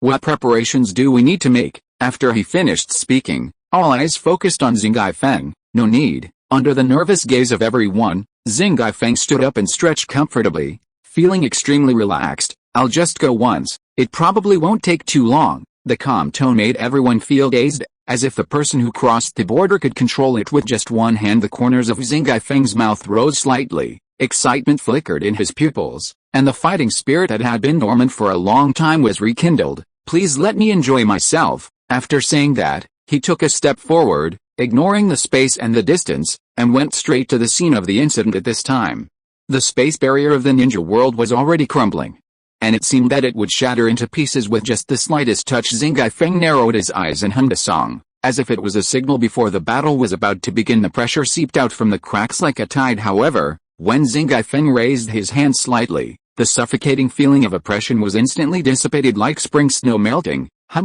Such a lonely world actually has such a strong person. Interesting. If you're listening to this novel on a channel other than Fanfic World, it means they downloaded and uploaded it without effort. We cordially invite you to visit our channel, Mundo Fanfic Novelis. There you'll find the original version of this story, and you can explore many other novels of various genres. We're waiting for you to immerse yourself in a world of incredible novels. Chapter 143, The Ant Sees the Blue Sky and the Moon in the Well. Such a lonely world actually has such a strong person. Interesting. A surprised voice came from the other end, and the mirror-like space suddenly cracked the moment the words fell. The passage was directly opened by an irresistible force, and a human figure gradually appeared in the dark cave. Zingai Feng raised his eyebrows slightly, and his face gradually became more interested. "Oh, isn't this a human?" While he was thinking, the figure finally revealed its full shape. The moment he stepped out of the space channel, the barrier began to wriggle and heal itself in a few seconds. Zingai Feng looked at the person in front of him with curiosity. After all, he had never seen an alien before. To be honest, the Otsutsuki clan that we have heard of can only be considered half of it. Because we have never seen it. Even the sixth path sage does not have pure bloodline, so he is not considered a complete member of the Otsutsuki clan. The person in front of him was definitely not from the Otsutsuki clan. His features were far different from those of the Otsutsuki clan, with light blonde hair and purple pupils. He looks quite noble. His skin color is the same as that of normal people, but his temperament is different. What interested Xingai Feng the most was the mark between his eyebrows, which gave him a strange feeling. Humph! How dare you, an ant, look directly into the eyes of God? Perhaps it was because his gaze was too scorching, or perhaps it was out of self-esteem. The man who crossed the border suddenly became furious, and his aura rose, giving people a feeling like an abyss or a prison. Xingai Feng chuckled, with a hint of surprise in his eyes. There is definitely something wrong with this person. He is probably just a middle school boy. However, that look was definitely not fake. It was as if he were a real god, cold and ruthless. It's so noisy. Be quiet. As Xingai Feng listened to the chattering mouth, he suddenly felt very irritated, and a powerful aura burst out in an instant. That vast, star-like power made Shen Yu's heart throb. It is as if one is just an ant, brandishing swords and guns in front of an elephant. Without any self-awareness, there seemed to be stars flowing in Xingai Feng's pupils, and his dark blue pupils looked directly at Shen Yu. You said I was an ant, then let me see if you have the qualifications to say such a thing. Shen Yu's pupils suddenly shrank, and a strong sense of crisis enveloped his whole body. Without any hesitation, Shen Yu immediately tore through the space and stepped in. Seeing this, Xingai Feng smiled slightly, but did not chase after him immediately. If such strong men fight, the aftermath might affect Konoha, so let him run far away so that he can display his full strength. After waiting for a moment, Xingai Feng's eyes instantly locked onto one direction, and then, traces of spatial laws surged around his body. With a thought, the figure disappeared instantly. Shen Yu fled in panic, still feeling a sense of crisis.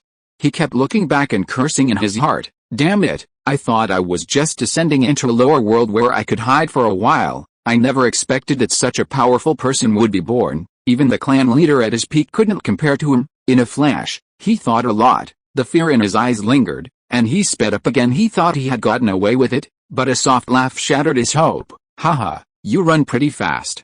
Where's your prestige just now, Shen? Yu was sweating profusely. He suddenly stopped and looked forward in panic. You? How could you be so fast? He was puzzled. Xingai Feng stepped on the void, as if he was stepping on air, and moved forward slowly, step by step. Your strength is pretty good. Fight me, otherwise, don't even think about leaving. Feng Hoshino's eyes were filled with excitement. The surroundings were all dense woods and the space was very open, perfect for exerting his full strength. Shen Yu looked at the excited expression and compared the fighting power of both sides. Knowing that there was no way out, we can only fight to the death, asshole.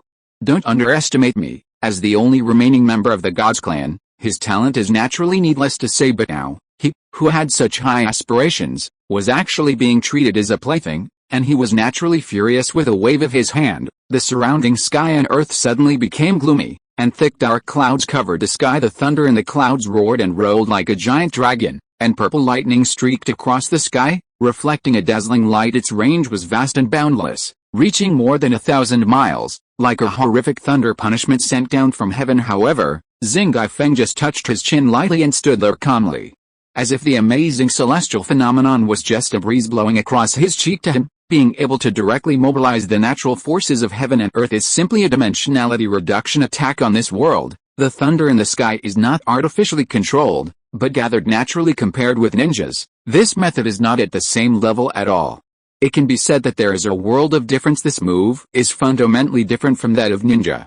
It can be said that one is in the sky and the other is on the ground. Following Shen Yu's angry roar, tens of thousands of bolts of lightning as thick as buckets suddenly fell from the sky with such momentum that it seemed as if doomsday had come. The purple lightning seemed to come with the purpose of destroying everything, and each one contained the power of a shadow-level strongman in this world using all his strength. However, Xingai Feng, who was the target, remained calm and composed, not affected by the outside world at all. Although there were still hundreds of purple lightnings bombarding continuously, the deafening thunder resounded through the sky, like the beating of war drums. The power shook the earth.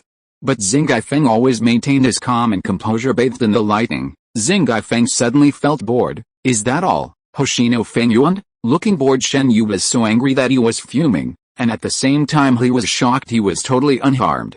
Even if he was from that clan, he would be seriously injured if he took the blow head on, but a person in front of him actually resisted with his physical body. which really shattered his three views, but he didn't know that after comprehending the law of life, Xing Gaifeng's life breath suddenly skyrocketed 100 times, and the cell activity was unprecedented. Even the physical body has achieved a complete breakthrough. In this case, even if the 8 gates are fully activated, it will be easy. It's rude to come back without reciprocating, so you should take my move, Xing Gaifeng chuckled, and then the situation suddenly changed. The moment he finished speaking, the world became quiet. Shen Yu's pupils trembled slightly, as if he saw something impossible. His lips moved slightly and his voice trembled. You actually comprehended the law of time. How is this possible? What is law? It is the most fundamental force in the world and the basis for building the world. If a person can comprehend this, he will definitely be a strong person standing at the top. A strong person may not necessarily understand the laws, but one who understands the laws is definitely a strong person. What's more, what Xing Gaifeng comprehended is the law of time, which is known as one of the 10 top laws. The difficulty involved is like an ant seeing the blue sky, or a frog in a well seeing the moon in the sky. Chapter 144, The Third Eye, How Lonely Invincible Is.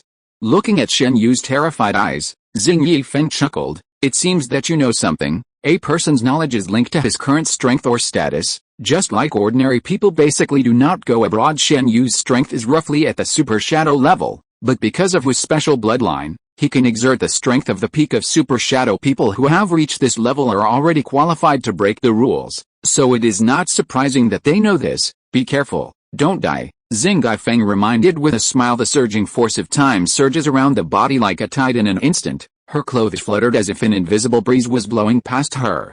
The corners of her mouth slightly raised, revealing a faint smile. The realm of time, invisible ripples were spreading rapidly, instantly covering the entire space. Shen Yu was horrified to find that his own strength was restricted and his powerful aura was becoming weaker and weaker. The space around him was blocked, and an extremely dangerous aura followed him like a shadow, locking onto him tightly. Seeing the panic on Shen Yu's face, Xing Yifeng remained calm.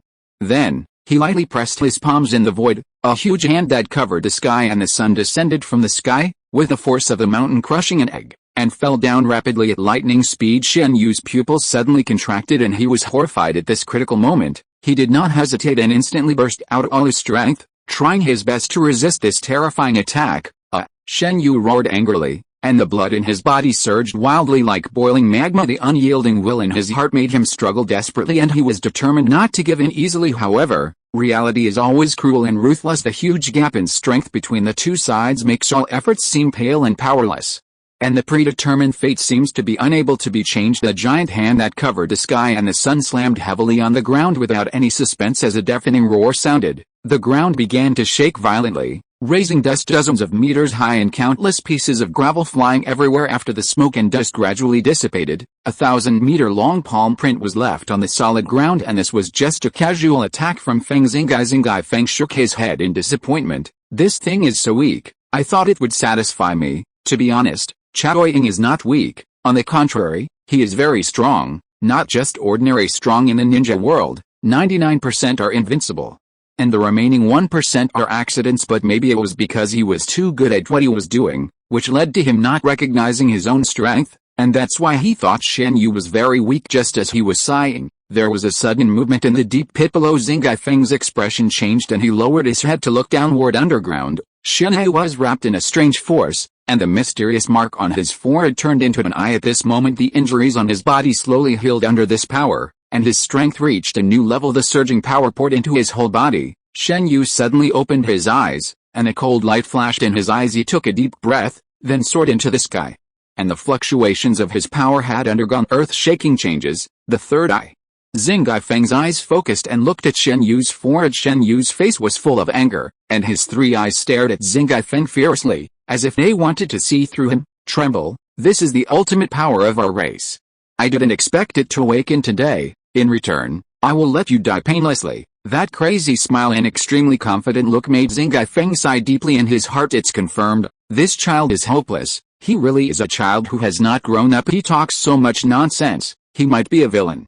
Xing Gaifeng said speechlessly. Child, didn't your parents teach you not to talk so much nonsense during a battle? Shen Yu was stunned when he heard this, a little confused, and didn't react for a while, but soon his face darkened and his eyes became fierce. You are in a state of mind to talk even when death is imminent. I think you are courting death. The third eye on the forehead looked at Zingai Feng coldly, as if he was looking at a dead person. So what if it's the law of time? I have it too. Shen Yu mobilized the divine power deep within his body and gathered it all on his forehead, and eyes the heavenly eye, without any emotion, instantly displayed its power. The majestic power of heaven was like the gaze of a god, locking onto Zingai Feng in an instant. In the name of God, judge those who blaspheme. As these words fell, Zingai Feng could clearly feel that some kind of rules were coming upon him. The vitality in the body is being eroded bit by bit. Although it is very weak, it does exist. See? You will witness your own death bit by bit. Shen Yu's mouth opened into a grin. The relief in his heart was beyond words, and he would repay the humiliation he had suffered before 100-fold. Don't even think about using the rules of time to resist. Although time is powerful, it is not omnipotent. With your shallow understanding of time, how can you bring out its power? Seeing that Zingai Feng was unmoved, he thought that he felt that the law of time could reverse the current state of his body. Shen Yu chuckled and gave a special reminder. In his opinion, it was already a great achievement to be able to comprehend a little bit of the rules of the level of time, and it was absolutely impossible to understand it in depth. After saying that, Shen Yu began to rub his fists and said with gritted teeth, "Before you die, I will beat you up." That slap just now was very painful. After saying that, he threw his sandbag-sized fist towards Zingai Feng's face, making a series of sound of breaking through the air. It is not difficult to imagine how painful it would be if this punch landed solidly, and it would most likely cause disfigurement. How could Zingai Feng tolerate this? He is a very proud person. Haha, I'm going to educate you on behalf of your parents. In an instant, two figures collided violently in the air, one punching and the other kicking. Chao Ying's punches and kicks are no joke. Boom, boom, boom. After several rounds, the ground was devastated. Looking from the air, it looked like it had been hit by missiles. Shen Yu was panting. He took a closer look and saw that his face was covered with bruises and clear fist marks. He said angrily, "Asshole, if you have the guts, don't run." Up to now, he had not hit Zingai Feng with a single punch, but he had been hit by more than 10 punches. Facing the angry Shen Yu, Zingai Feng tilted his head and said in surprise, "Hey, where did your confidence just now go? Tisk tisk. I still like your rebellious look just now. It's so interesting." Shen Yu's face turned pale after hearing what he said. He clenched his fists tightly, but then loosened them. Looking at the lively and energetic Zingai Feng, Shen Yu suddenly woke up and said in disbelief, "You are still alive." Zingai Feng was stunned for a second before he realized what he was talking about, and helplessly spread his hands. The ability of that eye is indeed good. It can take away life force, and it is mandatory. If I hadn't understood the law of life, it would have been difficult to deal with. Tisk tisk. At the end of his speech, Feng Zingai shook his head, as if a diner was commenting on the food after tasting it. Taunting. Blunt taunting. Shen Yu covered his chest with his hands in pain, his whole body shaking in this wave. Feng Zingai dealt some real damage, directly piercing the opponent's heart. Looking at Shen Yu's mental breakdown, Zingai Feng shook his head secretly. "You are still too young, young man. You need to calm down, then you will feel better." Of course, only a little. Chapter 145 Black Zetsu and number 039, Fear and Anxiety. The fierce battle between the two sides seemed to make the world tremble. Even though Feng Hoshino deliberately stayed away, Konoha still noticed the shocking movement. Not only Konoha, but all countries in the ninja world can feel the earth shaking. This battle also attracted the attention of a dying man in a dark cave. Baizetsu is reporting to an old man with gesticulating gestures. The old man looked old and weak, as if he would fall down if the wind blew, but if you underestimate him, you will suffer a great loss. Uchiha Madara stared in deep thought, and after listening to White Zetsu's report, he suddenly burst into laughter. Ha ha ha. That brat has grown to this point. He is worthy of being someone I value and worthy of being his disciple. Baiju's mouth twitched. It seemed that this was a bad thing for them. When he thought of that earth-shattering battle, he couldn't help but shudder all over, and still felt a little scared in his heart. Madara-sama. Suddenly, the ground began to surge and a figure condensed. It was Heizetsu. "How are things going?" Madara Uchiha asked. Black Zetsu smiled happily. "It's all done. The hidden mist village has already started to fall into chaos, and the third Mizukage didn't notice it at all." Hearing this, Uchiha Madara snorted coldly. "Mizukage? Haha, he's just a brat, a weakling." When Konoha first founded it, the other 4 countries followed suit, even imitating the title of Kage. In Madara's opinion, these are all counterfeit and fake, and only Hokage is authentic in the world at this time. Black Zetsu suddenly asked, "Master Madara, now that Hoshino Kaede has grown up, what should we do?" The subsequent plans cannot avoid Konoha, and this needs to be resolved as soon as possible. This question made Uchiha Madara silent. Even though he was the former ninja Shuro, he couldn't help but feel embarrassed because judging from the battle just now, he couldn't beat that kind of strength even if he was in his prime, not to mention his current frail state. He has no chance at all in a head-on confrontation. For a moment, silence was Cambridge tonight. After a long while, Uchiha Madara said, "Put it aside for now and finish the task at hand." Black Zetsu nodded with a twinkling gaze. Feeling extremely stressed inside, he was terrified, scared in a way he had never been since he was born. Uchiha Madara didn't know who was fighting against Hoshino Kaede, but he knew that was a person from outer space. The person my mother feared the most. His appearance means that he doesn't have much time left, and he must implement his plan as soon as possible to achieve his goal. While they were planning, the battle between Shen Yu and Xing Yifeng had already come to an end. The solid chain pierced through Shen Yu's chest, but did not come out from the other end, but directly melted into his body. Shen Yu looked painful, his eyes were bloodshot, and the intense pain was beyond his endurance. In an instant in this regard, Hoshino Kaede had no mercy at all.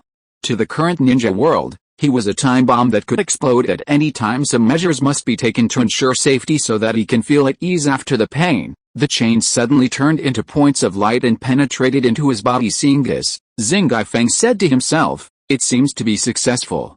I don't know if it will be effective for the first use." Shen Yu tore open the clothes on his chest, revealing his strong muscles and a seductive flower engraved on his delicate skin. Having wandered through many worlds, he didn't know what kind of flower this was. For a moment, Shen Yu's face was gloomy and uncertain. He could feel that his time was being monitored. Seeing his expression, Xing Yifeng smiled slightly. Although it was a smile, Shen Yu did not feel a trace of warmth. "You should also know your current situation. I can't leave a disaster here, so we can only use some small means. Don't worry, it's just monitoring." Shen Yu looked at him mockingly. "Only? My life is in your hands. If I make any unusual moves, I'm afraid even my traces will be blown away by the wind." Monitoring time is not just simple monitoring. If Xing Yifeng is willing, he can directly erase a person's existence from the source of time. Once erased, they will disappear fundamentally, as if this person had never existed in the world. All intelligent creatures will not remember the existence of this person. This is a complete change in cognition. Facing Shen Yu's sarcastic expression, Xing Yifeng pretended not to see it and asked, "I want to ask you some questions now.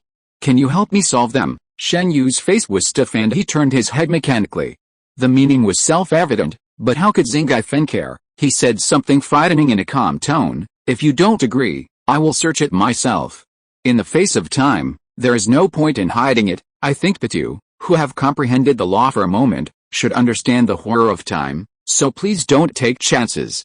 Make me happy, and maybe you'll feel more relaxed." Shen Yu gritted his teeth and looked at Xing Yifeng viciously, but was ultimately defeated under Xing Yifeng's kind gaze. After chatting for an unknown amount of time, Hoshino Kaede returned to Konoha. It is worth mentioning that he was holding the hand of a little boy who looked only 12 or 13 years old if you ignore the despair in his eyes. Perhaps this is a very heartwarming picture. "Zioyuzi, if you are fleeing, Konoha will be a good choice," Xing Yifeng said while stroking Shen Yu's head and chuckled. Shen Yu angrily slapped his hand off his head and said through gritted teeth, "Do I have a choice?" Xing Yifeng touched his chin, then winked and smiled at him. "No." Shen Yu's brow was filled with frowns, and he quickened his pace. The village entrance was not far away. He cursed in his heart, "Bastard, don't give me a chance, otherwise." He clenched his fists tightly. His expression is very ferocious, but combined with his face, he looks a little fierce. Xing Yifeng secretly shook his head. He looks very old, but in fact he is no different from a child. That's right, the immortals cannot be viewed with ordinary eyes. At the gate, Konoha's top leaders gathered, creating a grand scene. Hinata opened his Byakugan eyes and saw people heading towards Konoha from afar. The Hokage-sama is back. When everyone heard this, they all looked forward to it, with nervous looks on their faces. It seems that everyone is very nervous. Feng Xingai walked to the gate, smiled easily, and was very casual, but everyone breathed a sigh of relief, because this gesture meant that the matter was resolved at this time. Narashikechi noticed the boy hiding behind Hoshino Kaede and asked, "Hokage-sama, who is he?" After hearing Liu Yi's words, everyone noticed that there was a child behind Xing Yifeng. Hoshino Feng smiled gently, pulled Shen Yu out directly and introduced him to everyone. "His name is Shen Yu. I picked him up on the road. He will live in Konoha from now on." Chapter 146 Got in number 039, S-Clan, got in number 039, S-Feather. Picked it up on the street? Live in Konoha? Hearing this, everyone couldn't help but look strange. Several eyes were looking at Shen Yu intentionally or unintentionally, as if they were exploring something. Shen Yu was not intimidated at all and glared back, but was then suppressed by Zingai Feng, who also smoothed his fur with his hand. He said, "It's just a few glances, what's there to be angry about?" While preaching, he kept rubbing his hands. After saying that, he looked at everyone again and grinned. "Are you all free?" Sarutobi Hirozen coughed lightly and said, "I remembered that I have something else to do, so I won't accompany you." At this time, everyone reacted and found some excuses to disperse. Only Jiraiya looked at Shenai and hesitated. "Hokage Sama." Before he could finish his words, Zingai Feng waved his hand to interrupt him. "Jiraiya, this matter ends here. Shen Yu is now a part of Konoha. Don't be curious and don't ask." Hoshino Feng's words were very clear.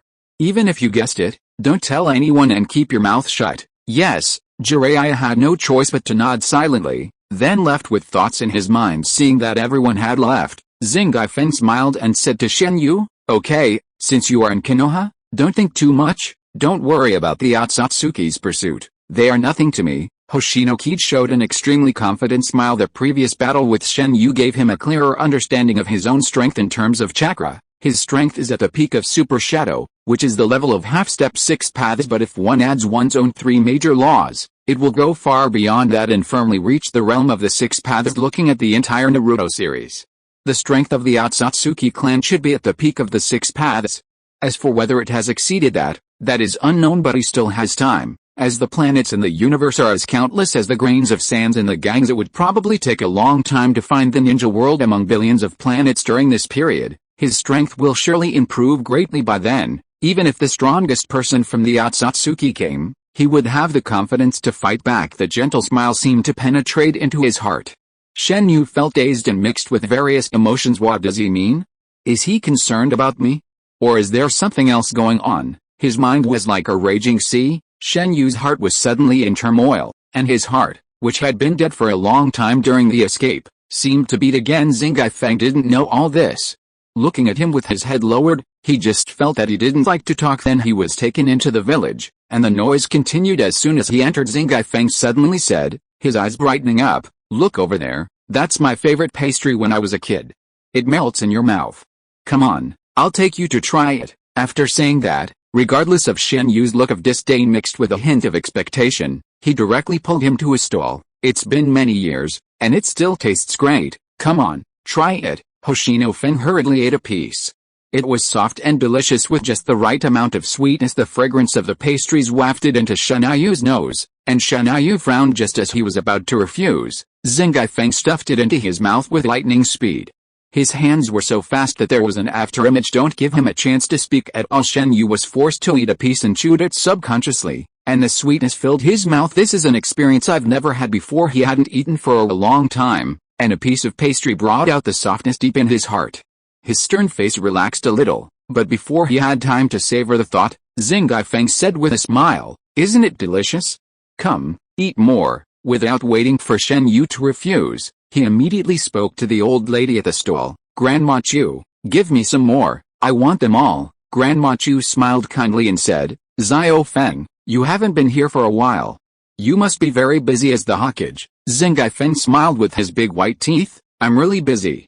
I haven't tasted your cooking for a long time. It's still so good, you're so sweet." Grandma Chu's wrinkled eyes were almost narrowed into slits. She was so unhappy. "I'll give you more, it's a treat from Grandma." Hoshino Feng gladly accepted it, but secretly gave a little more. When paying, the two ate as they walked.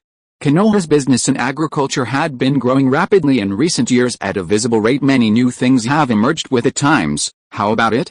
This place is pretty good, right? This is the result of my years of hard work." Hoshino Feng was picking his teeth without any image. Seeing the happy scene of the N family, he felt extremely happy. Shen Yu lowered his eyes, not knowing what he was thinking.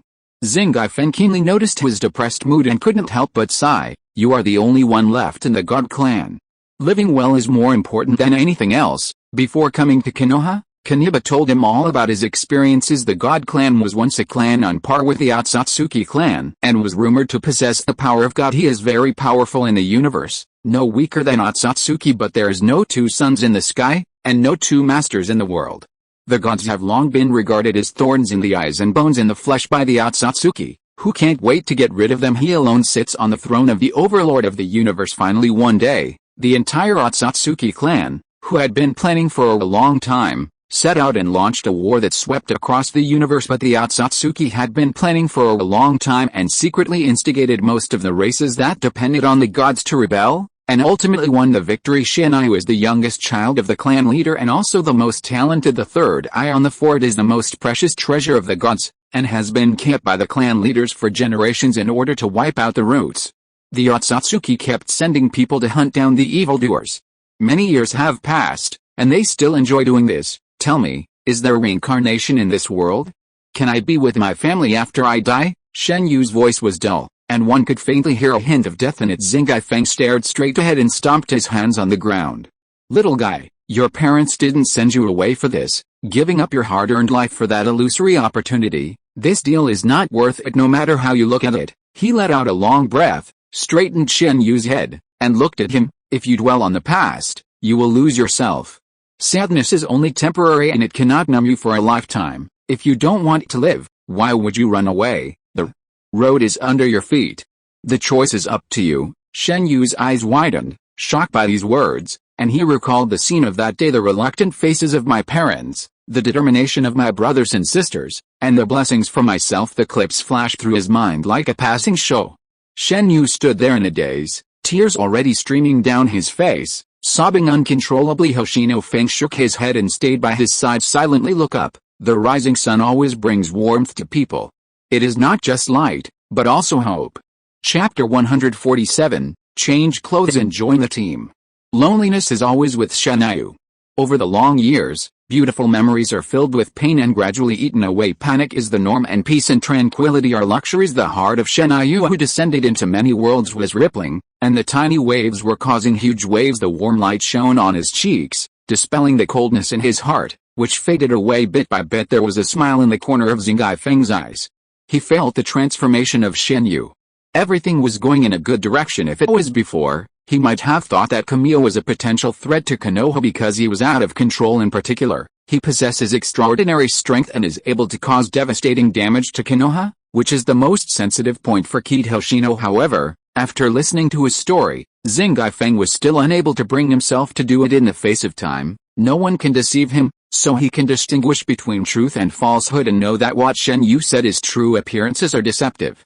If Shen Yu hadn't stated his age, Xingai Feng probably wouldn't have been able to tell that he was only 12 or 13 years old. Of course, this is calculated based on human age. A child who has been hunted down since childhood, displaced, without family or friends. All this reminded Kid Hoshino of Naruto in the future.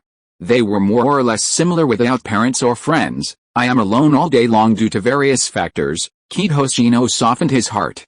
He did not kill Shinryu, but brought him back to Konoha. The ninja world is very small, as tiny as yellow sand, but it is also large enough to accommodate a child. As for the consequences of adopting Shinryu, haha, Xingai Feng never cared because, sooner or later, the Otsutsuki will come. He will come anyway, so the consequences are not that important. It's either win or die. There is no room for negotiation. Thinking of this, Xingai Feng suddenly felt a sense of crisis that he had never experienced before. He was very happy.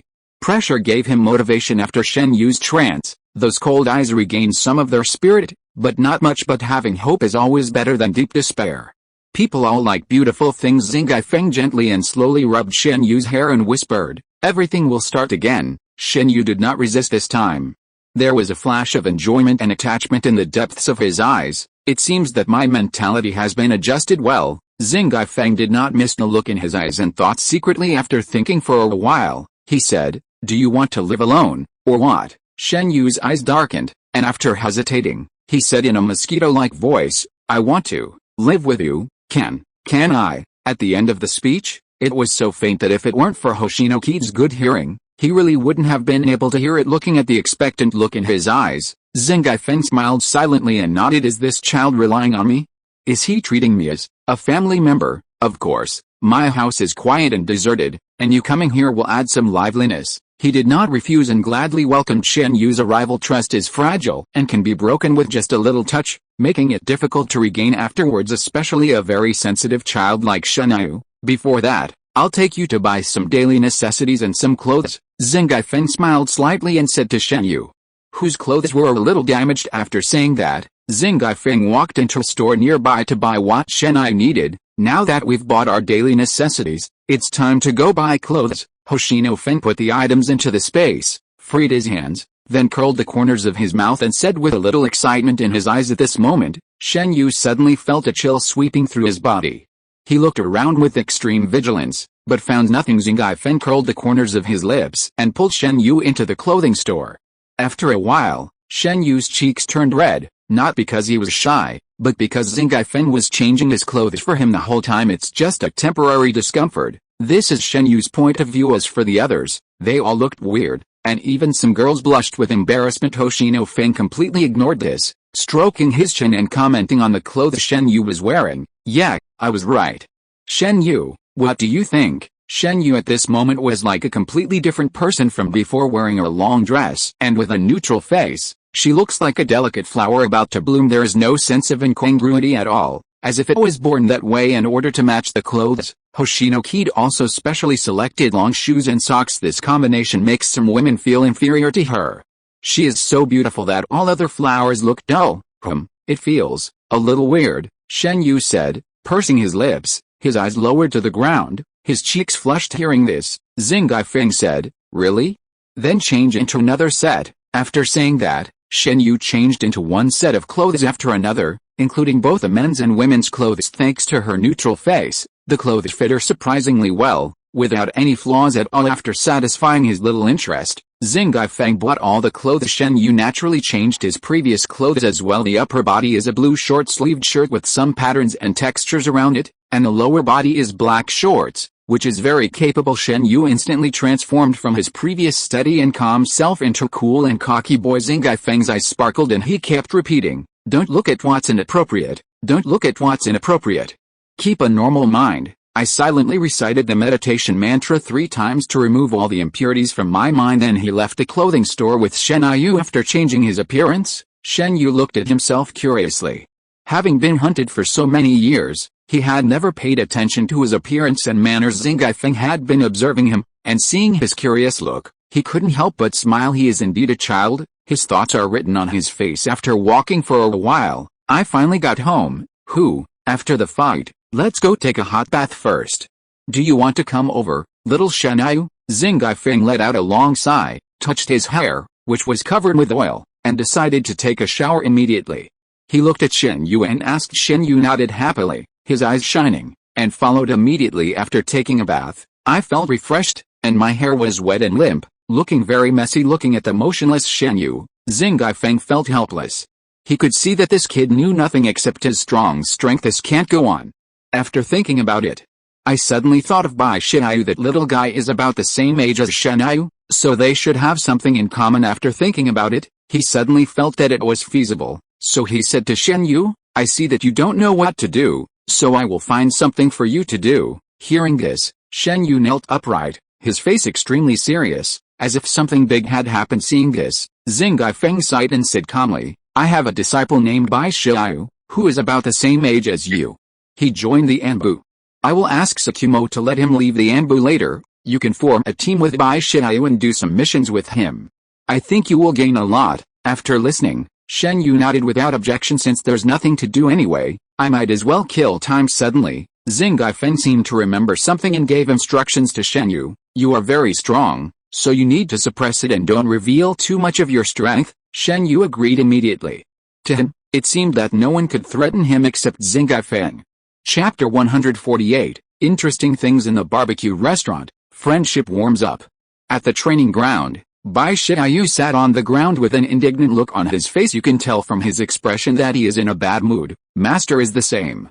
He actually asked me to quit the Anbu even after I had been in it for a while. Can't you just say it at the beginning? After muttering to himself for a while, he felt his mouth was a little tired, so he took a break. Are you Bai Shiyu? Suddenly, A voice came from behind Bai Shirai, who was so frightened that he looked like he had seen a ghost. When did you come? Are you walking silently? Shen Yu said honestly. I have been here for a while, and I saw you were chatting, so I didn't disturb you. Bai Shiai's face froze, his face turned slightly red, and he stammered, you saw it wrong, you saw it wrong. He spoke nonsense without blushing or breathing heavily, as if what he said was true. Shen Yu frowned when he heard this and asked in confusion, really? But I saw it very clearly. I didn't expect that he actually took it seriously. Bai Shiai's mouth twitched and he held his forehead helplessly. Why does this guy look not so smart? But he is my teammate after all, and he seems easy to get along with, so I don't have to care about some minor flaws. He coughed lightly and said, hello, although you know my name, I still want to introduce myself. My name is Shiraishi. I'm 13 years old, a chunin. I like being around my teacher, and I hate feeling powerless. Shen Yu was thoughtful after hearing this. It seemed that their preferences were similar. After thinking for a moment, he immediately followed up with, Kamiya, 500, 12 years old, chunin. I like being around Hokage-sama and hate being alone. It was a close call. I almost told you my real age without noticing. I've been a bit slack lately and have been less vigilant. Bai Shiai tilted his head slightly, with a confused expression. Just now, did he hear Shen Yu say that his age was 500 or something like that? No, I must have heard it wrong. 500 years old. Haha, he is already an old monster. How can he be so cute? It's definitely my own problem, that's for sure. After some brainstorming to check for deficiencies and fill in the gaps, Bai Shiai convinced himself and looked at his future teammates with a smile. Please give me more advice in the future. The teacher said that you just came to Konoha and asked me to take care of you. If you have any problem, you can tell me. Shen Yu was stunned and hesitated for a moment, then looked at the sincere and determined eyes, suddenly smiled and nodded, it is good, and then, nothing happened.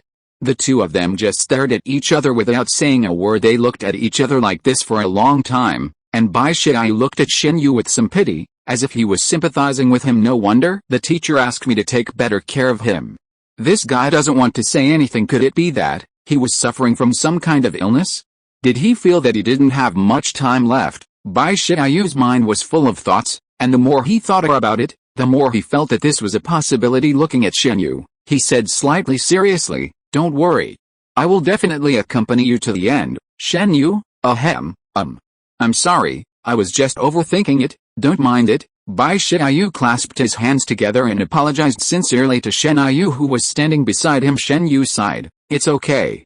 I just don't like to talk, and you think too much. Bai Shiai smiled awkwardly, scratched the back of his head, laughed dryly twice, and immediately changed the subject. As an apology, I'll treat you to barbecue. Shen Yu stopped when he heard that. Bai Shiai immediately turned around and asked, what's wrong, are you sure? Shen Yu raised his eyebrows, as if considering whether to reject his kindness because his appetite seems a little big, and it might eat him up even though he didn't have much common sense. Barbecue sounded very expensive. How could a child afford it? Seeing Shen Yu's hesitation, Bai Shiai thought he was shy and couldn't move freely, so he waved his hand and said very proudly, hey, you look down on me. Leave it to me, money is not a problem. That look, those heroic eyes, radiate confidence all over his body. Shen Yu smiled slightly. In that case, he would definitely taste the delicacies of this world. When Bai Shiai saw this, he suddenly had a bad feeling in his heart. As the saying goes, the greater the hope, the greater the despair. Author, who said that? Who said that? In the barbecue restaurant run by the Akimachi clan, Shiraishi was stunned. His face was pale, even paler than bleach. The whole person felt as if his soul had returned to heaven, and his 3 souls and 7 spirits were almost gone. The barbecue plates on the table were piled up like a mountain, forming a circle and burying the two of them. Shen Yu's mouth was puffed up, and he looked very enjoyable, concentrating on eating. Bai Shiai felt that what he was eating was not barbecue, but his own meat, and he felt so regretful in his heart. Bai Shi, why aren't you eating? Shen Yu chewed a few bites, swallowed the barbecue in his mouth, and asked in confusion. Bai Shiai's mouth twitched, and he covered his stomach with an unpleasant expression, waving his hands and said, You eat. I suddenly feel a little uncomfortable in my stomach and can't eat anymore. Shen Yu nodded, without any suspicion, and continued eating just as Bai Shiai was digesting the food alone due to stomach pain. The store manager came over with a standard smile on his face, but in Bai Shiai's view, this is the devil's smile. Hello, You have consumed a total of 130 plates of barbecue, totaling 650,000 taels. This long string of numbers hit Bai Shiyu on the head. His eyes turned black and he almost fainted. Shen Yu asked with concern, Bai Shi, are you okay? Do you want to take a rest? Bai Shiyu forced a smile. It's okay, I was just scared. Then, he took out his wallet and looked at the banknotes he had accumulated for a long time with nostalgia. Finally, he turned his head away and handed it to the store manager, trying hard not to look at it at this time. Shen Yu finally understood, and looked at the mountains of plates piled around him in silence after the store manager left. Bai Shiyu's heart was bleeding. He turned his grief and anger into appetite and joined the battlefield suddenly. Bai Shiyu's vision was blocked, and then he raised his head, only to see Shen Yu handing him a stack of banknotes after only one look. Bai Shiyu decisively refused. No, I can't accept it. It's my treat. Before he could finish, Shen Yu persuaded him, just take it, or I will feel guilty. After repeated insistence, Bai Shiyu had no choice but to accept it.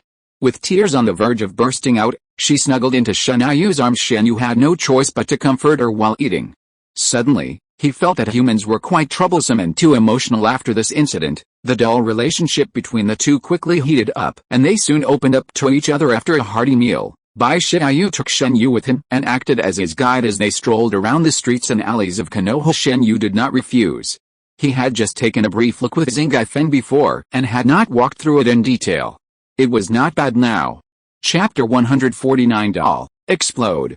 Since Konoha was divided into commercial areas, the flow of people has become increasingly dense, and this is the most prosperous place in the entire Konoha thanks to Kid Hoshino's emphasis on business. The tax rate has been declining year by year, but this has in turn made the competition in the business district more intense. After all this going on, the annual tax revenue actually increased. Several years of reform have made Konoha's organization more standardized and orderly, and unrest rarely occurs. No one would break the law unless there was no way out, because this will harm the next generation and the cost will outweigh the gain. The two came to the commercial street.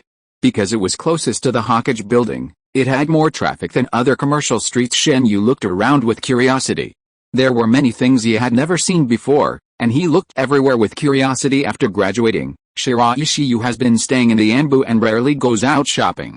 This is the first time he goes shopping with others. Let's go. This is just the periphery, it's more lively inside, Bai Shiyu said to Shen Yu, who was stunned. Shen Yu nodded blankly and was pulled into the crowd behind him. A figure followed closely, always keeping a distance from him, neither too far nor too close, and acting stealthy. Sir, the target has been confirmed, and no abnormalities were found. If someone related to the research institute was here, they would definitely be able to see that the thing he was holding was a communication device that Konoha had never publicly displayed because Kid Hoshino was dissatisfied with the speed of information transmission in the ninja world.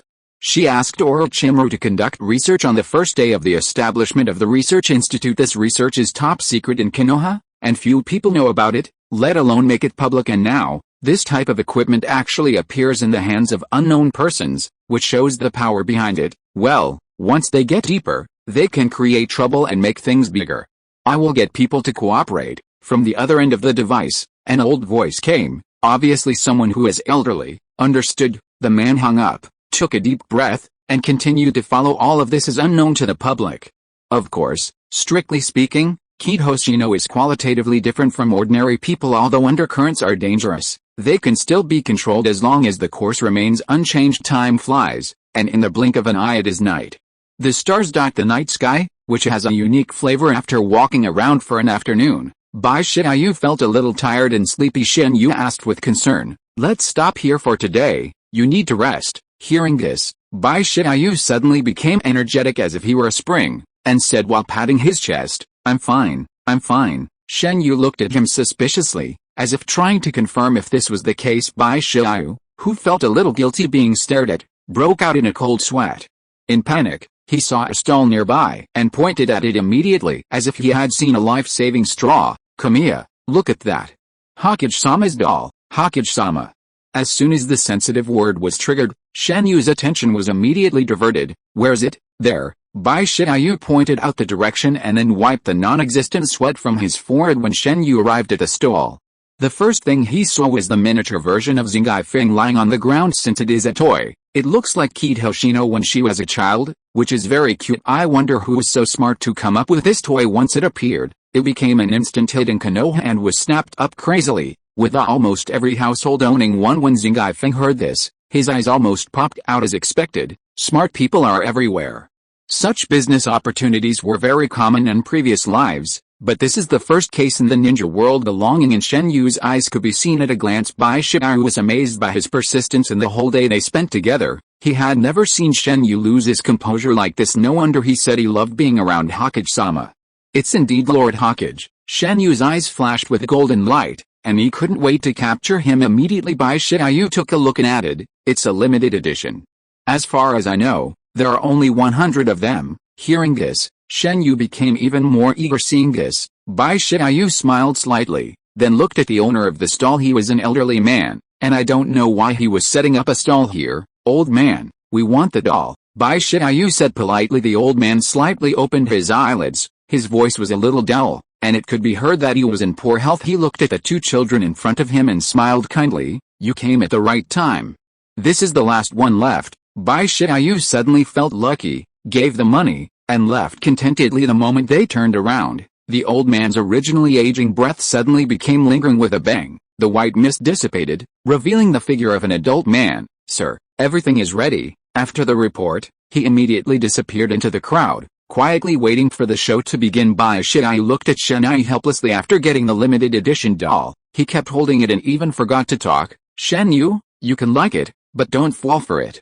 It's not good," Bai Shirai reminded kindly. Shen Yu smiled back and said, "I know, it's just a momentary joy." Seeing that he had listened carefully, Bai Shirai said no more. After a day of shopping, both of them were a little tired and prepared to go back. After watching the last fireworks, the gorgeous fireworks lit up the dark sky and people cheered in amazement. Beautiful things are always short-lived, just like fireworks. "Woo woo, I don't want fireworks, I want a doll." The childish cry was very conspicuous in the quiet night. The child is crying and the adult is comforting him. Shen Yu looked at the doll in his hand, then looked at the fleeting fireworks, and couldn't help but smile. "For you." Shen Yu squatted down and handed the doll to the child. Seeing this scene, Bai Shirai was shocked, but then he smiled. The child's parents expressed their gratitude again and again for Shen Yu's generosity. "Don't you like Hokage-sama?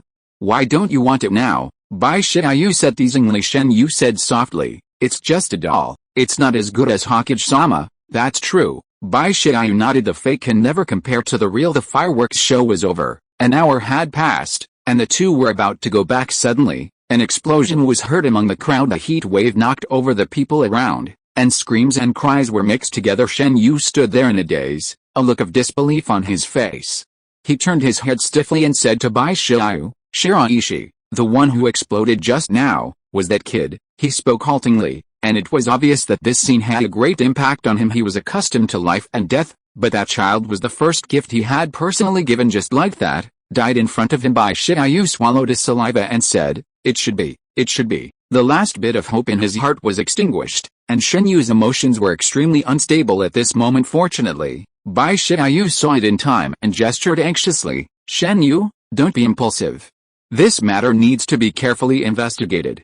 Don't be reckless." He could see that Shen Yu would really take action. This feeling was extremely strong and was definitely not groundless. Chapter 150, Framed, Iron-Faced Yama.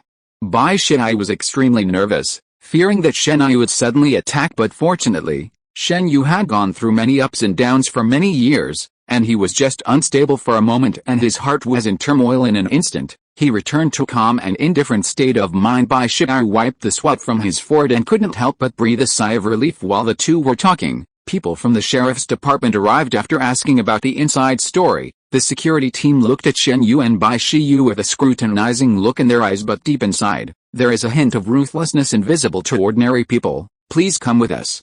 You have violated Konoha's laws and committed murder with malicious intent." They thought the matter had nothing to do with them, but unexpectedly, the patrol captain came directly to them and accused them of their crimes. Not even a chance to argue. After saying that, the captain waved his hand and was about to take them away and lock them up in Konoha prison. "Wait a minute," Bai Shirai shouted harshly, a hint of murderous intent bursting out from his body, shocking the people who had gathered around and stopping them in their tracks. "You didn't even ask how you could tell that it was us who did it." Achaholing sneered. pointed at the crime scene, and said in a deep voice, "We have already inquired. The child died due to the explosion of the detonating talisman, and the detonating talisman was inside the doll you gave me. You are the only two ninjas here, and you are the only ones with the detonating tags, so, the criminals can only be you.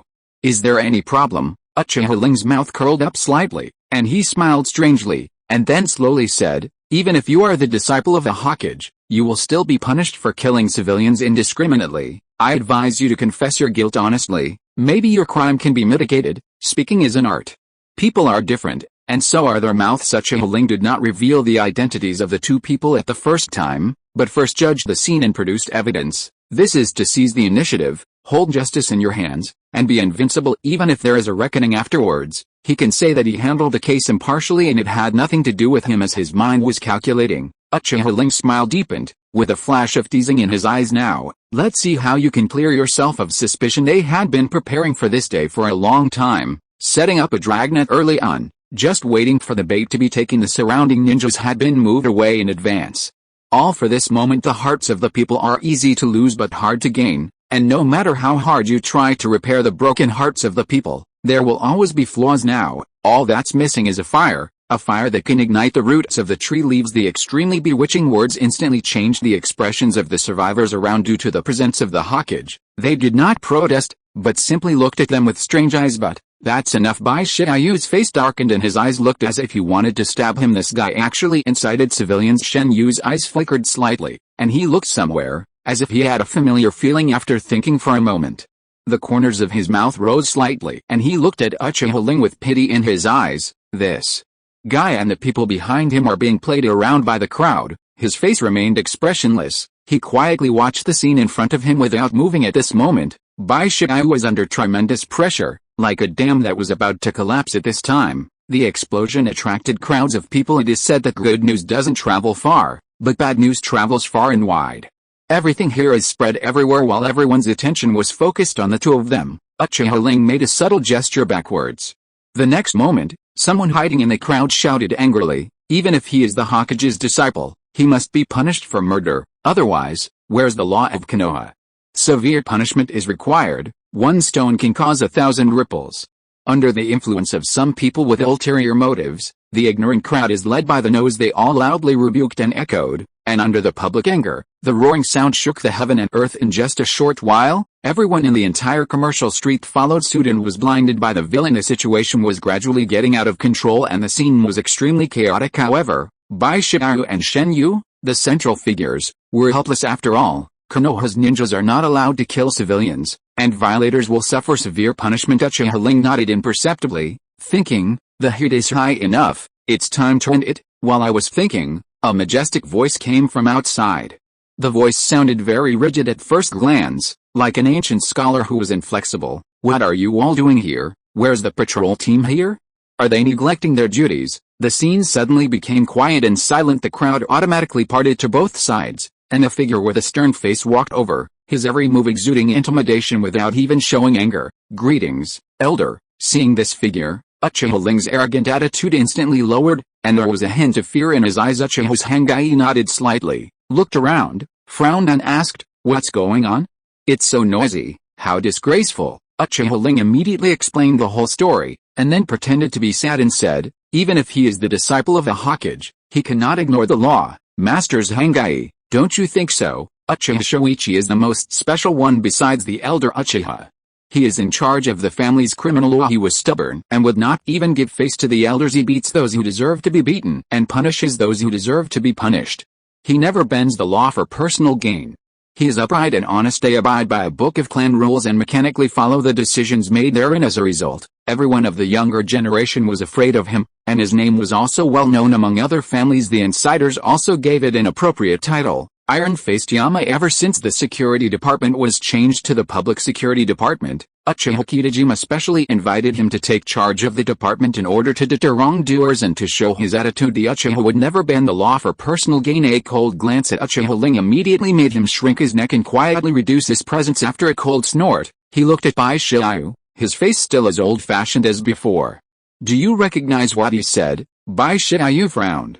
Although he had never seen this man before, he had a great reputation and would not convict him rashly. I don't admit it.